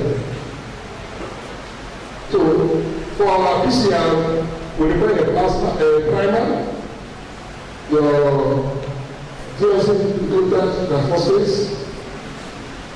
the electrolytes, and other cofactors, then your DNA polymerase and the target DNA. Next slide. Molecular diagnosis is important role in thrombosis and coagulation disorders. So the DNA-based molecular tests available for detection of particular mutation, which will be 20210A mutation, antitropin, leptin, tetrahydrofolate complex mutation, protein C and protein S. Next slide. What is wrong with factor 5 learning? Of course, this factor is located in zone 1. It's the mutated form of human factor 5, which causes hypercoagulability. And what happens is that acquisition 5 causes adenine substitute glutamine, or acquisition 5 adenine causes substitute glutamine, whereas it's also possible that acquisition 1691 glutamine substitute adenine. So when this happens, this factor will be deficient and there will be hypercoagulability. Due to this mutation, protein C and anticoagulant protein, which normally increase the pro-promoting activity of factor 5, is not able to bind double to factor 5, leading to thrombosis, increased tendency for patient to form abnormal and potentially harmful blood clots. Factor 5 is most common hereditary hypercoagulopathy disorder amongst ethnic Europeans. But there are some white also, there are some blacks and some Asian Nigerians who are diagnosed with factor 5 bleeding. It's named after the Dutch city, Leiden, where it was first identified in 1994 by Professor Karel Peppiner under the direction and laboratory of Professor B. Grayson. Yes. G2021 alpha, a second mutated in chromosome 11. It's a genetic condition that increases the risk of blood loss, including deep venous thrombosis and pulmonary embolism. Is due to a specific gene mutation in which a guanine is changed to an adenine at position 20210 of the DNA or the thrombin gene. The MTHFR is also located in chromosome 1. The genetic mutation may lead to high levels of homocysteine in the blood and low levels of folate and other vitamins. It is associated with cardiovascular and metabolic disorders, specifically blood loss, stroke, embolism, and heart attack. The anti-thrombin inactivates these physiological target enzymes, thrombin, factor 10A and factor 9A. It's a serine protease inhibitor located on chromosome 1. The presence of anti-thrombin leads to venous thrombosis and pulmonary embolism. Next slide. Protein C is included as hook gene on chromosome 2 in humans. After this enzyme gene needs to be activated before it can function. It's also called anti-thrombin 2A or blood professional factor 19. The activated form of protein C plays an important role in regulating anticoagulation, inflammation and cell death, and maintaining of availability of blood vessels walls in humans and other animals by proteologically inactivating factor 5A and factor 8A. The biological form of protein C is vitamin K dependent and as addressed in the blood. The genetic protein C deficiency causes thrombosis, especially in the IC. Next. Similar to protein S and protein Z, these are all coagulation factors that when they are deficient, there will be thrombosis. Next slide. Now take a look at the quality assurance of testing for thrombosis. Good practice is an assembly of practices that minimize risk, assures quality and validity of results in the laboratory. What I'm saying is, in whichever place you are running in the laboratory, you must ensure safety of both those conducting the test and safety of the patient that will get the result, and also people that will get the result. And ensure quality of the test you are using, and make sure that the result you produce with the sample in contact of when it's sent to you or in other country, that result is next. So the important thing is you look at the safety, you look at the quality assurance, and look at the feasibility for the test you are conducting. Next.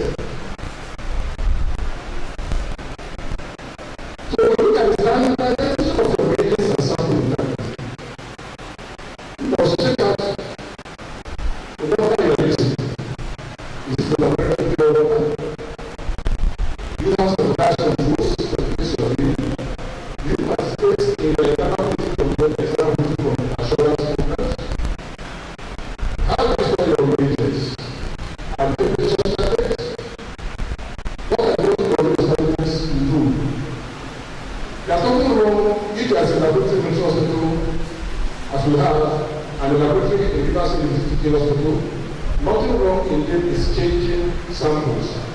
After running like this, I send my sample to you, and after running the result to me. As far as calculation tests are concerned, let's know that this we are conducting meet the standard requirements. And you require the right samples, the right containers, collected at the right time, for the right patient, proper level and proper documentation. Next. Laboratory hygiene is also of importance in conducting tests for thrombosis. You must check on the air quality, you must check on sanitation of the facilities, and there's the availability of appropriate fluid sanitation baths, and limit access to strangers and animals in the laboratory. For every laboratory, there must be proper inventory and cataloging. There are sign tasks, you can look all reagents, you store in appropriate conditions, and not indicate and order in time. Your shipping and receipts of reagents purchased must properly documented. Document, review your documents, and analyze your records. Yes. In conclusion, we discuss laboratory and molecular investigation of thrombosis. We have discussed about the clinical history, discussed about platelet, absolute platelet count, using the complete blood count. We talked about even at modern times, platelet aggregation test, prothrombin time and activated prothrombin, partial neuroplastic time test, and how to measure the extrinsic and intrinsic pathways. We also talked about protein time and replace time, which actually measures the imaging. We say that T-timer is the test of choice in thrombosis investigation. Some of the tests involved in the molecular test for thrombosis include factor V, inclusion, and the others are shown on the screen. These are some of the publications consulted about preparing this slide. Thank you for your attention.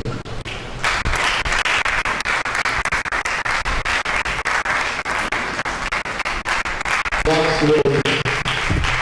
A wonderful presentation by our Nairobi. We'll be taking the next presentation, and as usual, we'll come up with the questions and answer section. To take us through that presentation, we'll call on Dr. Edgar Ulobole. Please put your hands together.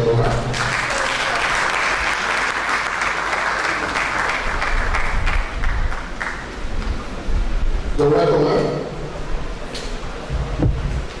She is the HOD of Medical Laboratory Science, Rivers State University. You're welcome, ma'am.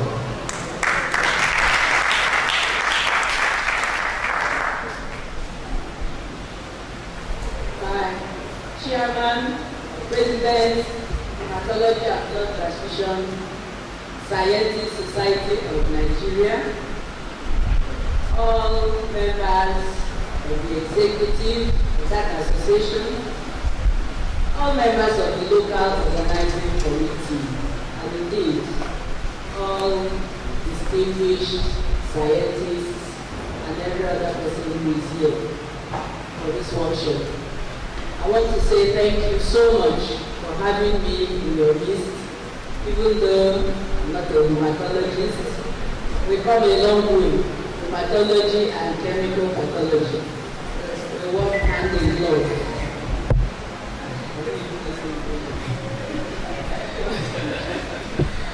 So I will be bringing the chemical pathology angle to the discussion today.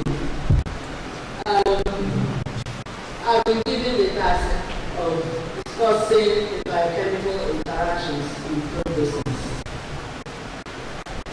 And the biochemical interactions in thrombosis cannot be adequately discussed without a little discussion of hemostasis versus volume, because that is the normal physiological mechanism responsible for blood clotting. And I like to describe thrombosis as this regulation of hemostasis. In other words, hemostasis that is not properly balanced. Either there's a deficiency somewhere or there is overproduction somewhere.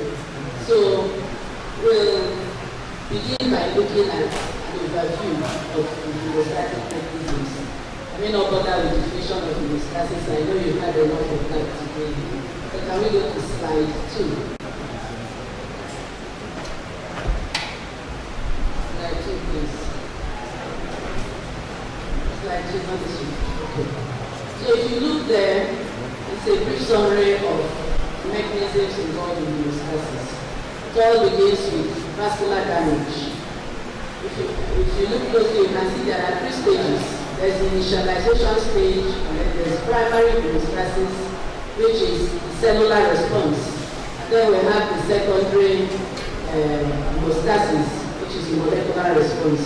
Of course, that is the main area where you have all the biochemical interactions.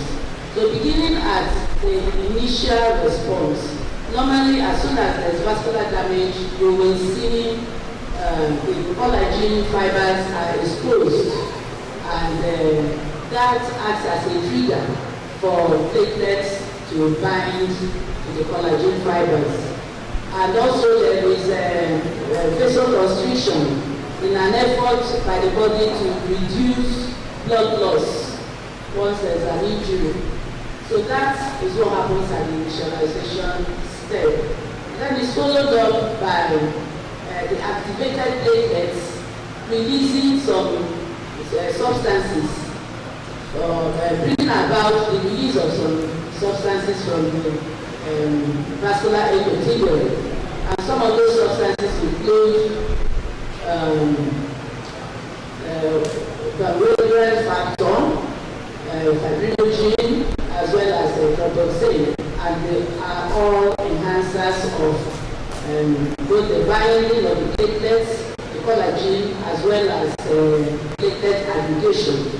So at the end of the second stage, which is the primary hemostasis stage, we have the platelet clot formed, which is a temporary thing. And then we go on to the final stage of hemostasis. And the final stage is all about the coagulation, the reactions involved in the coagulation cascade. You have seen this before.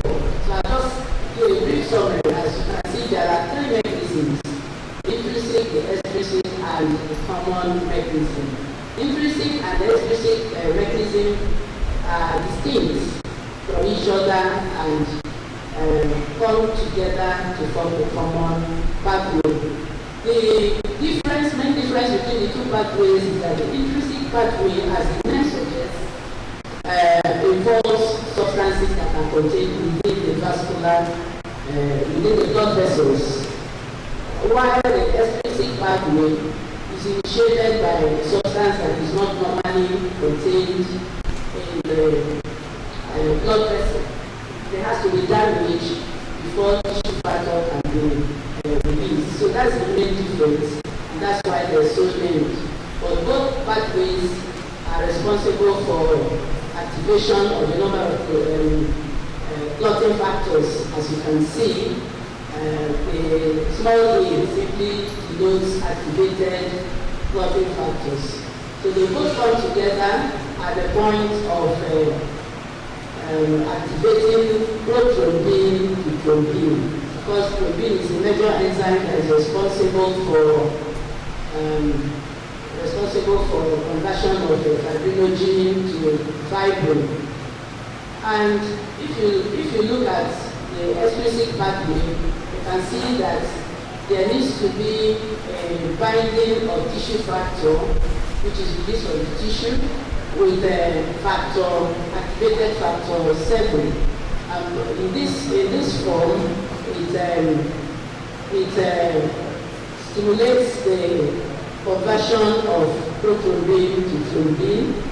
And when thrombin is formed, apart from bringing about the conversion of fibrinogen, which is a soluble plasma protein, to its insoluble fibrin, thrombin also amplifies its own production by stimulating the production of further thrombin. So this is what happens in a nutshell in coagulation cascade. Most of the coagulation factors are actually serine proteases, apart from about 3 that are proteins. Next slide, please. Okay, so having talked about the production of thrombin in the cascade, okay, before I go on to this slide, I want to also talk about the importance of the cascade. You know, it's not just for fun that all those activities were taking place in the cascade. The reason cascade is used sometimes physiologically is to amplify reactions. So you find that the initial reaction, by the time you go to the end of the cascade, has been amplified. And the reason that is done in this particular case is so that you can have enough fibrin to form a fibrin clot due to the amplification. So coming here now, we have formed, if you look at the beginning of the diagram, you can see the breakdown of fibrinogen to fibrin monomers, and that is done by that is done by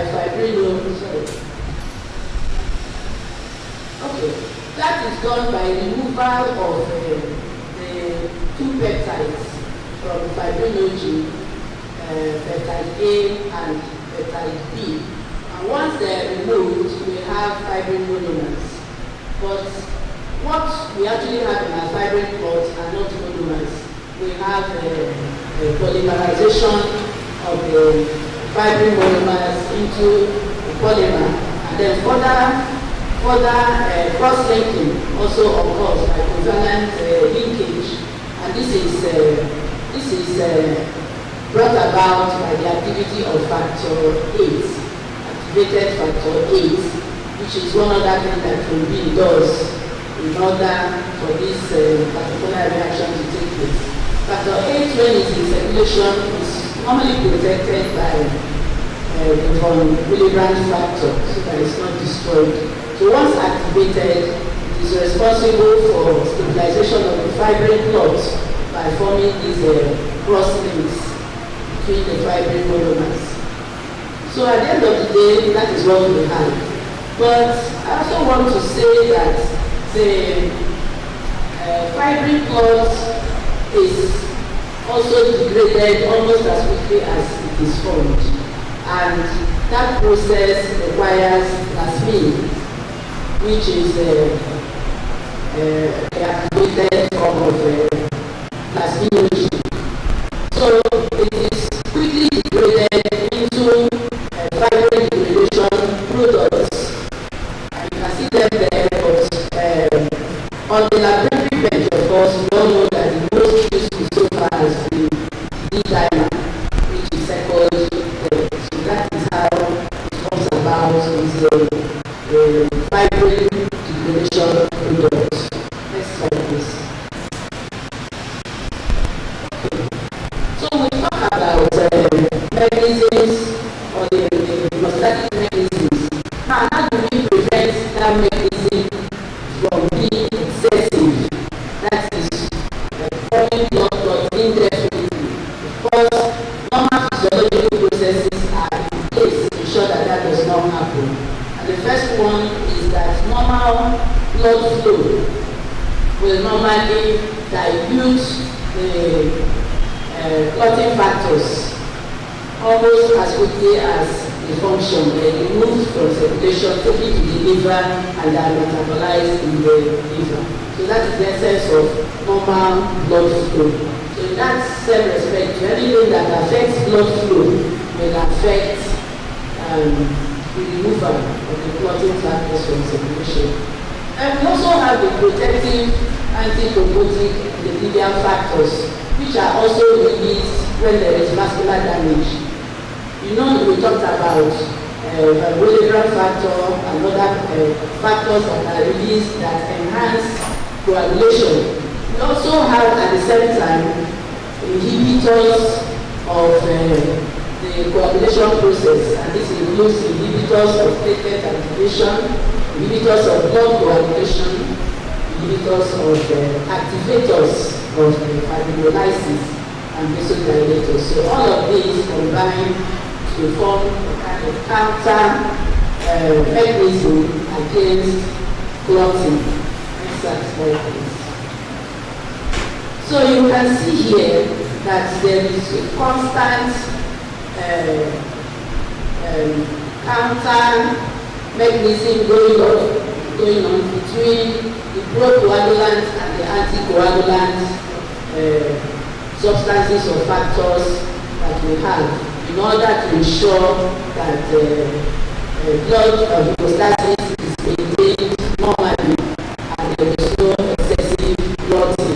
So on the left-hand side, we have the procoagulant factors summarized. You can see the von Willebrand factor, which acts on platelets as well as all the clotting factors that we have talked about in the intrinsic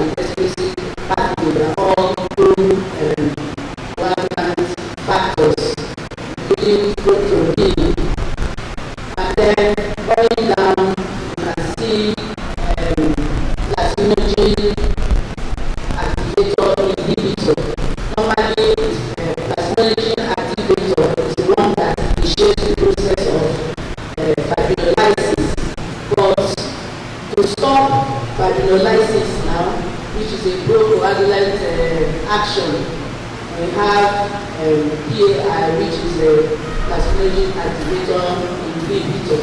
So these are all coagulant actions or mechanisms that occur to bring about coagulation.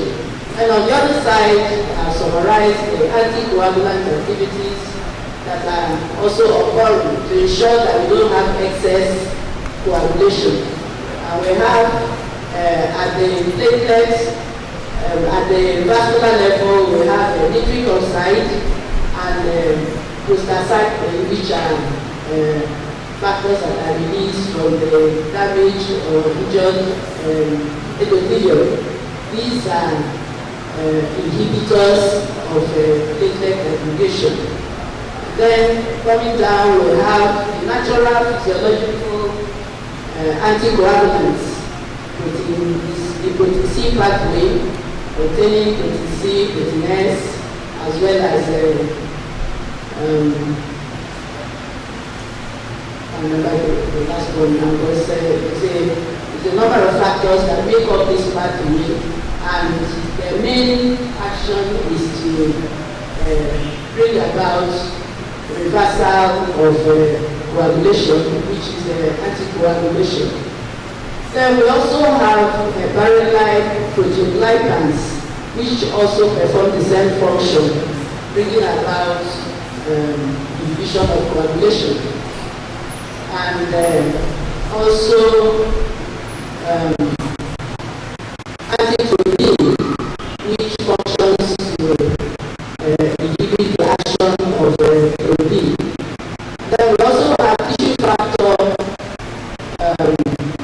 pathway inhibitor. Remember that in the exclusive pathway, tissue factor is what begins the process of coagulation. So we have tissue factor plasminogen inhibitor, which inhibits that pathway and therefore inhibits coagulation. So in normal hemostasis, all these factors are coming into play to ensure that there is a balance. So we don't have too much coagulation, we don't have too much anticoagulation. We begin to have problems when there is anything happening to any particular set of mechanisms. For instance, if there is a deficiency of the anticoagulants, any of the anticoagulants, it will result in thrombosis. If there are deficiencies, if there are increases in any of the procoagulant mechanisms, it will also result in thrombosis. So these are some of the underlying biochemical mechanisms that come into play in order to cause thrombosis if not properly balanced. Next slide, please. Okay, so we're now going to taking a closer look at the biochemical interactions in thrombosis, applying reverse trials, which is what is universally used to explain the different causes of thrombosis risk. And this includes hypercoagulability of blood, abnormalities in blood flow, such as stasis and turbulent flow. Then there are also abnormalities in vascular endothelial damage, which can be actually injuries or other forms of damage that will cause dysfunction of the endothelium. So we'll take each of these contributors to thrombosis risk and talk about them a little bit. Next slide. So this slide, we're trying to look at the interactions resulting from abnormalities in blood flow. We're talking about stasis. We all know what stasis is. Simply put, it's just a collection of pooling of blood. Blood should normally be fluid, free flowing, and should not have any interactions anywhere. But when you begin to have pockets of pooling, and that is what we refer as stasis.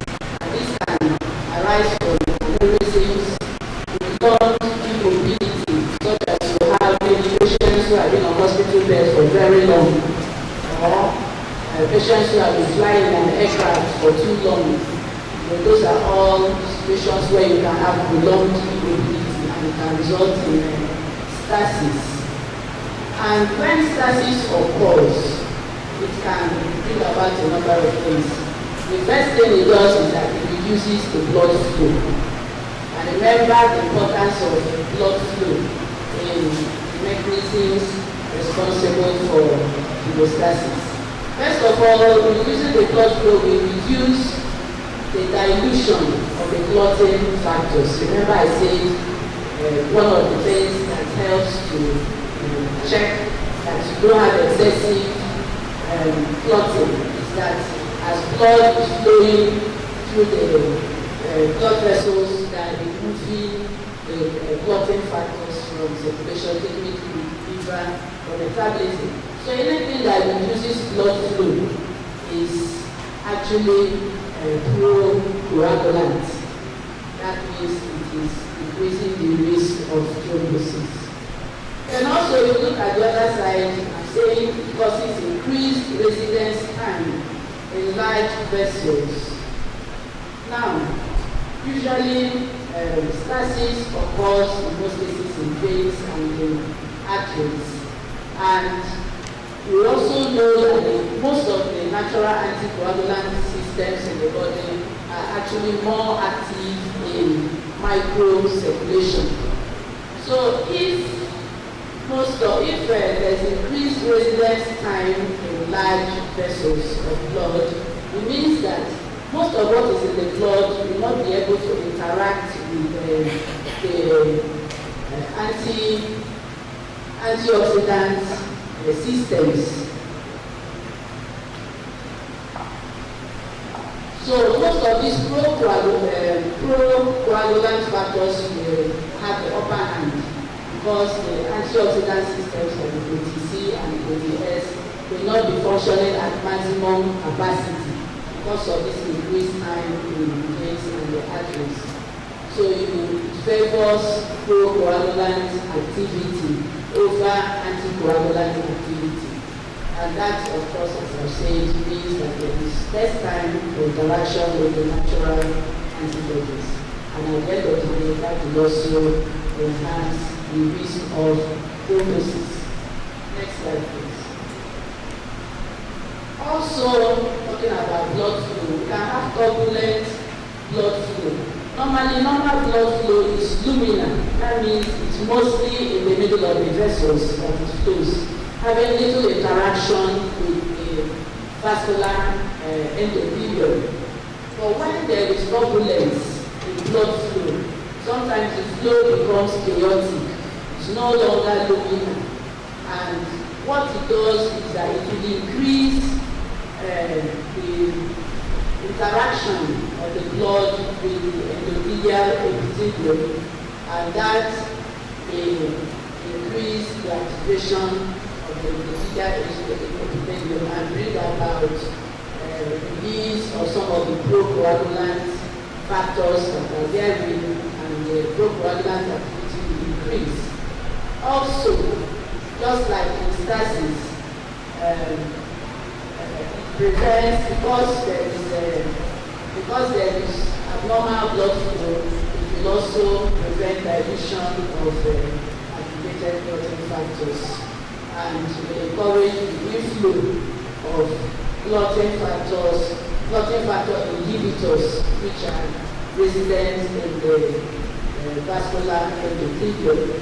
So both turbulent flow and stasis, venous stasis most of the time, they are both responsible in most cases for enhanced thrombosis. Next slide. Now looking at the interactions resulting from abnormalities in vascular endothelium, injury to the endothelium or dysfunction of the endothelium when it occurs. When I'm talking about dysfunction, it's not in all cases that you have injury to the endothelium. There can be other activities that bring about dysfunction of the endothelium, such as bacterial endotoxins, viral particles, radiation, and other things. So all of these will result in abnormalities in the vascular endothelium. And as we have already discussed earlier on, one of the things that happens or that are released when vascular endothelium is either damaged or injured are pro-inflammatory cytokines, like the 1, 6, tissue necrotic factor alpha, and even acute phase proteins like C-reactive protein. So they're all activated when there is a vascular injury or dysfunction.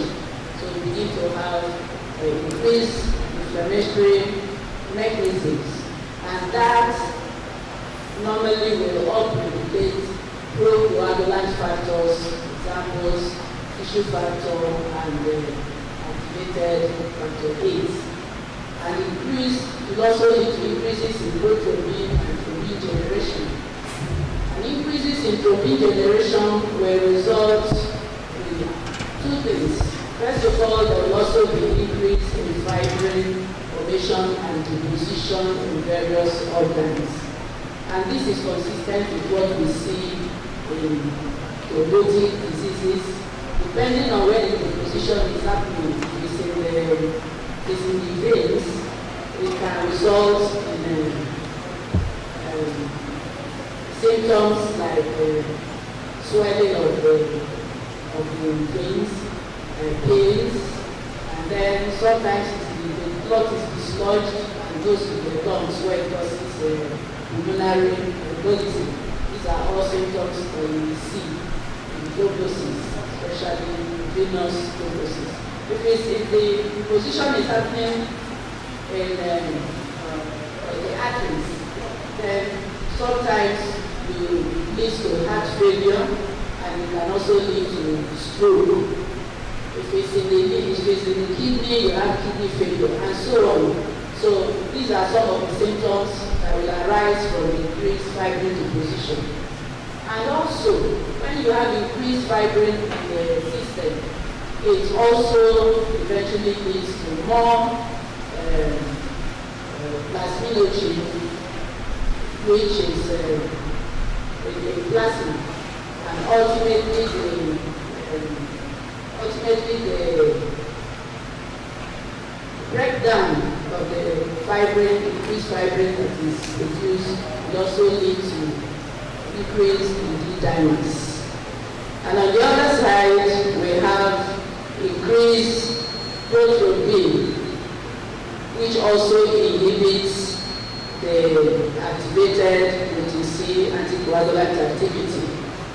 So you have two things happening: is enhancing pro-coagulant activity on one hand, and is also inhibiting anticoagulant activity. So the two merged together will result in enhancement of the risk of thrombosis. Next slide. Okay, so the third arm of the virtuous triad is hypercoagulability, and this can come about from there can be two types. You can have the primary or inherited type of hypercoagulability, where you have certain genetic disorders like type 5 kidney disease due to the mutation of that factor. You can also have protein C and S deficiencies, antithrombin deficiencies. These are inherited disorders that will predispose those that have them to having increased decreased anticoagulant activity, and therefore they be more prone to thrombosis. Then also, apart from the primary or inherited hypercoagulable states, we also have the secondary or acquired hypercoagulable states that can lead to thrombosis. We've already talked about inflammation being a predisposer to thrombosis. Also infection such as we have in COVID-19 disease. We have either sometimes viral particles or bacterial endotoxins which damage the vascular endothelium and bring about the initiation of coagulation mechanisms, which will eventually bring about hypercoagulability. We also have oral contraceptives. Sorry about that spelling.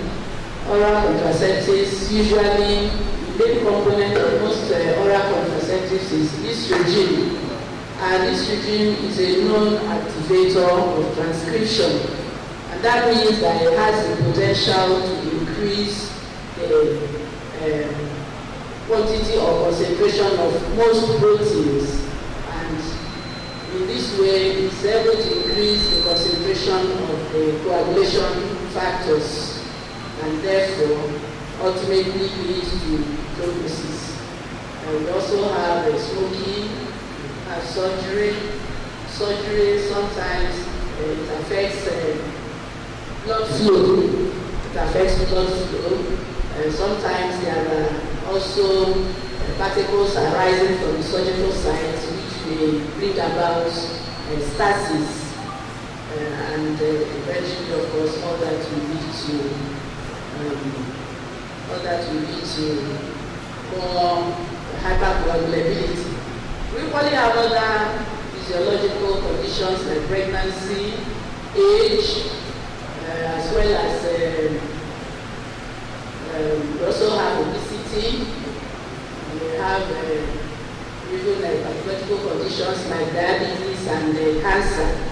All of that can lead to secondary hypercoagulable states, and these will eventually result in increasing the activity of procoagulant factors and therefore the risk of thrombosis. Next slide.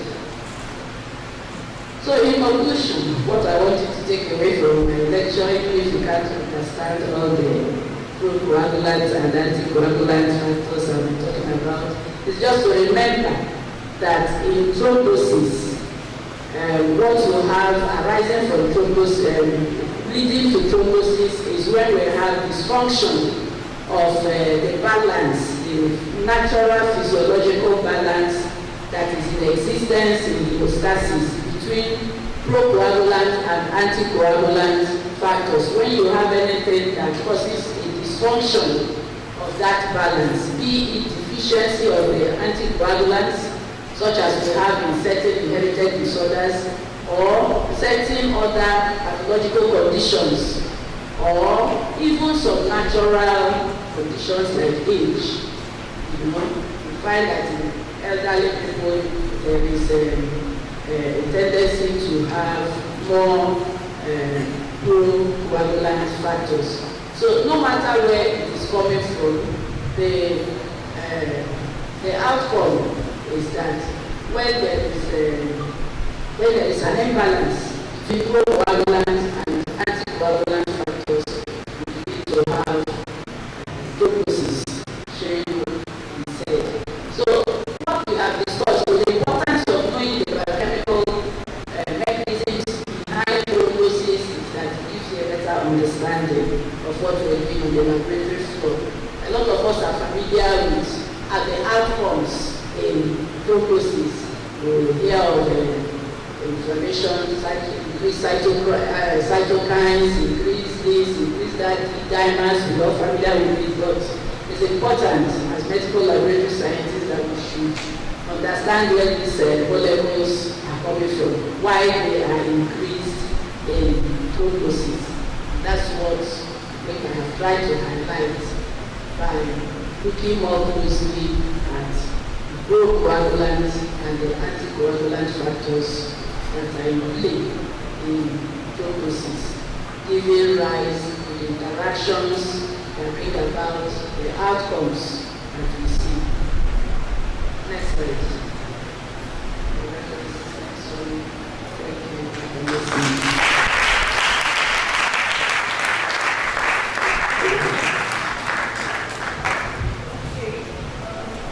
Now, also, don't very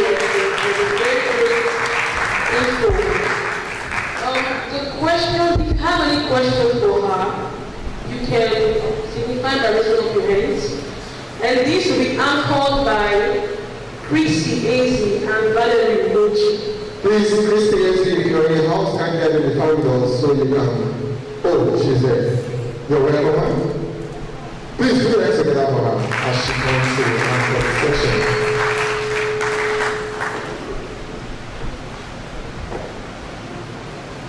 Thank you very much.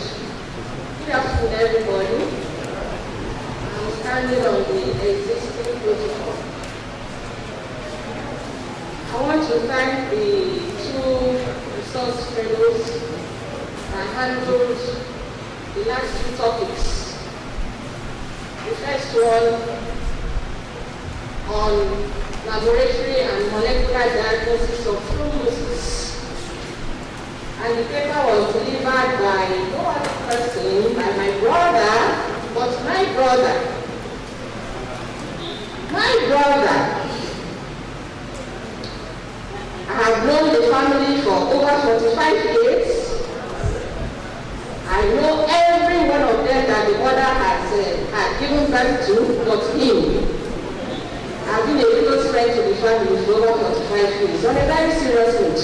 He's the only one I've not met. I kept hearing about him, but today I am seeing him. Major, good luck. O.N. Wabara.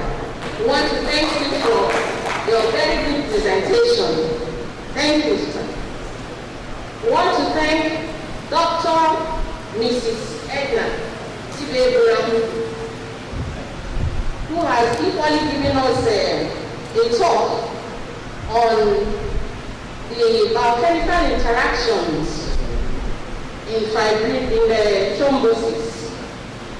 You can agree with me that she did a very good work.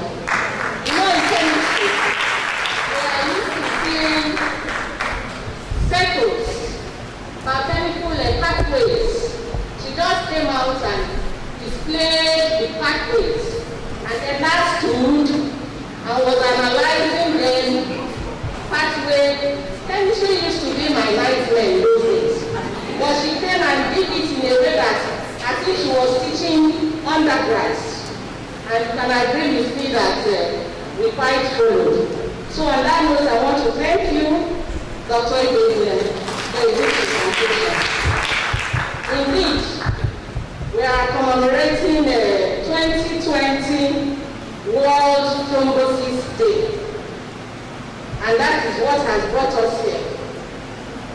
There's no gainsaying about the fact that COVID-19 and thrombosis, they really have relationship. And that is what has brought us here, to enlighten us as medical laboratory scientists. So on that note, can we please give another round of applause to the presenter? It's time for question and answer, please. We'll take 3 for Dr. Mrs. Ibezile and 3 for Major G.O.N. Wabara. Who is asking for the major? 3 people. 1 and number 1. Number 2. The 3rd person. Okay, 2 people. Who are the people asking questions, throwing questions to Dr. Ibezile? 3 people. 3 persons. All right. Okay, 1. That's the only person. So the first person, please. Good day, everybody. I'm Dr. Ansel Majubo from Madonna University. My question goes to the first presenter. Your analysis of the laboratory tests, you mentioned protein C, protein S, and protein Z. And we are really thought to know what happens to those proteins. Are they increased, decreased, or normal? That's number 1 question. Then number 2, is there any relationship can whole blood viscosity be used to assess will discuss it with Thrombosis. Thank you.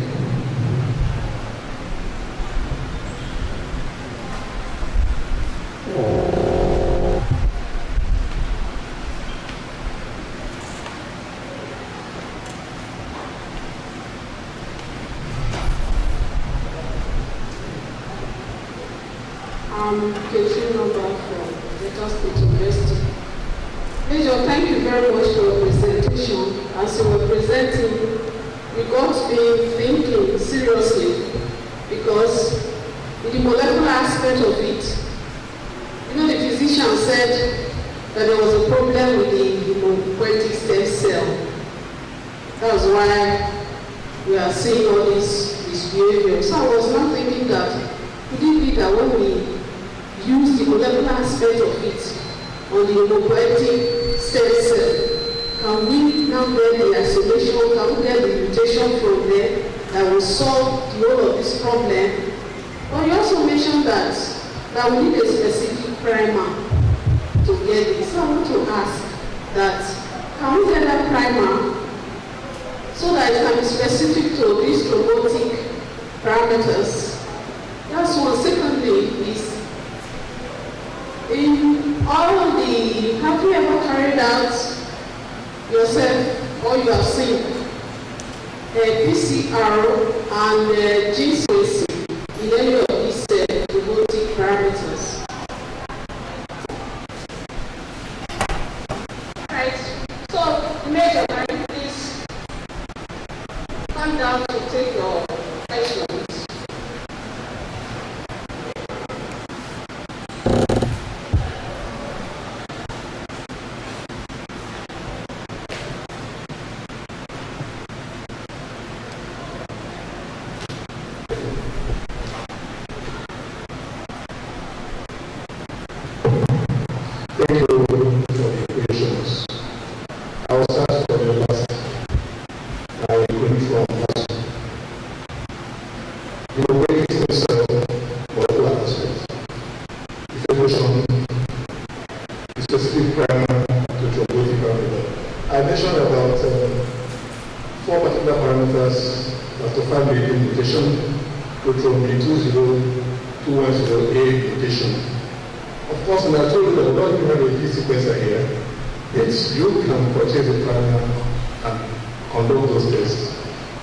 I'm not sure it's in Nigeria. If you search, you'll be able to get it. But I told you that if it's common among the Caucasians and they discover this 1 or 2 blacks, that means the test is being done. They have lied, but they have never done it. No. Because we don't we're in Nigeria. We don't. We have a sequencer in the reference laboratory. But the target of the reference laboratory is mainly on HIV. We've commenced something on COVID-19. It is a testing center now. So the interest of the American people is purely on infectious diseases. While I was there, I also made an effort and we bought FastCanto 2. I know what FastCanto 2 can do for other antibodies, but nobody sort of from that. Would have looked at that angle. The same cross-fertilization antigens be looked at to solve or to diagnose thrombosis. But I don't look at that because we are not actually financing it. So that answers the question. Have I carried out any tests on PCR? No, I have not personally done that. Then the next question, what happens to the protein C, S, and Z? Of course, they are decreased. They are decreased. Then you're asking about the viscosity in thrombosis. Naturally, the blood will not viscous in thrombosis. Thank you very much.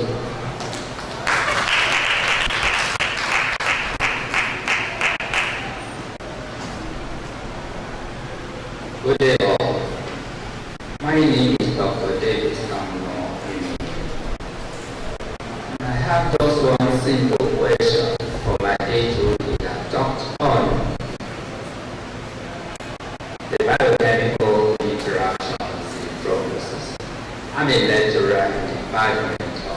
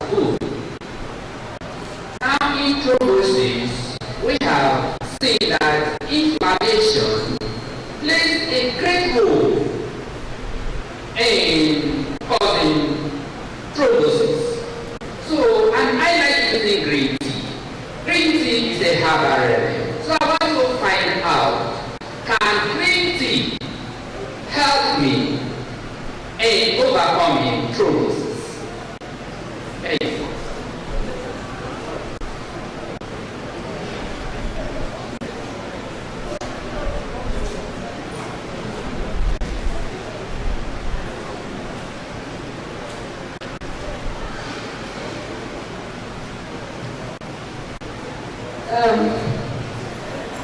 I answer that question, I want to kind of the breach of protocol the last time I came. I'm seeing a lot of people I should have recognized but fails to do so. Beginning from my register, is every represented here. I want to recognize you, sir, Council Rep. I also want to recognize my chairman, Dr. J. Thomas. Chairman, I recognize you. Then I have some of my biochemical heavyweights here. In fact, when I was talking, I was a bit nervous when I was looking at Dr. Ferdinand,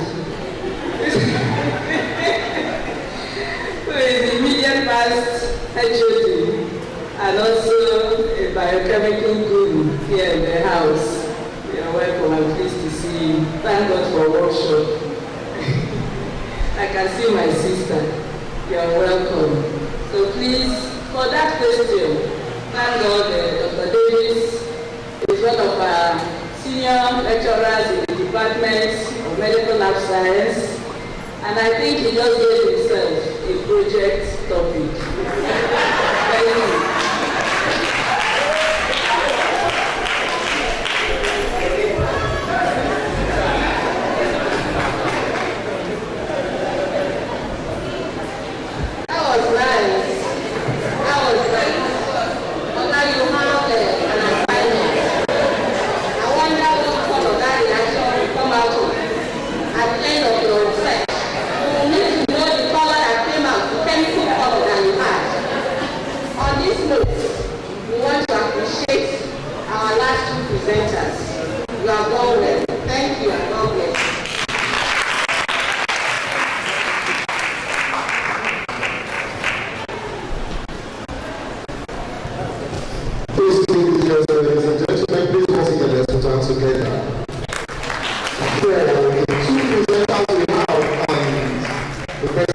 Hematology and Blood Transfusion Scientists Society of Nigeria, HBTSSN, South Region, in collaboration with the Association of Medical Laboratory Scientists of Nigeria, River State Branch, presents a 2-day workshop in commemoration of World Thrombosis Day 2020 with the theme Eyes Open to Thrombosis, under the distinguished chairmanship of Professor Confidence Kinikanwawachuku, Dean, Faculty of Science, River State University. Keynote speaker, Professor Olutayo Ifedayo Ajayi, University of Benin, Nigeria. Date 12th to 13th October 2020. Time 8 a.m. to 5 p.m. daily. Venue College of Medicine Auditorium, River State University, Port Harcourt. Workshop fee 5,000 Naira. Payable to HBTSSN Conferences 102-172-5802 UBA. Call 0803 331 8914 or 0803 338 4477 after payment to register for the workshop. MLSCN 3 credit units to be awarded to participants. Signed, Mr. Upwada Stowe, South Regional Councillor, HBTSSN. Working as a Newman, Secretary, Planning Committee. Dr. Serekara Christian, Chairman, Planning Committee for HBTSSN, South Region, and the Association of Medical Scientists. We'll get the 3 lectures and then we'll have the celebration proper and then we'll round up. So we are going out to snap pictures and interactions. Anyway, it's not organized, just make friends, snap pictures, and then get to know the environment. Thank you. I want to thank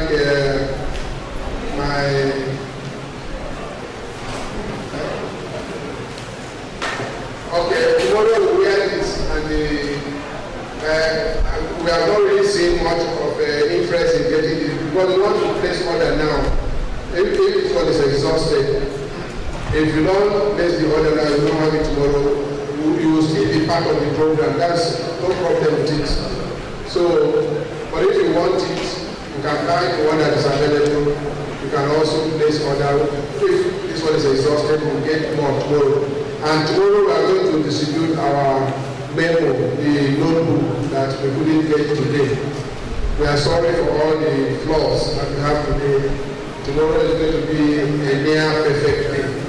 And God is going to help us. Thank you all for your patience and your considerations. Okay, we started with prayer and we are sure going to end with prayer. So I want to call on Mrs.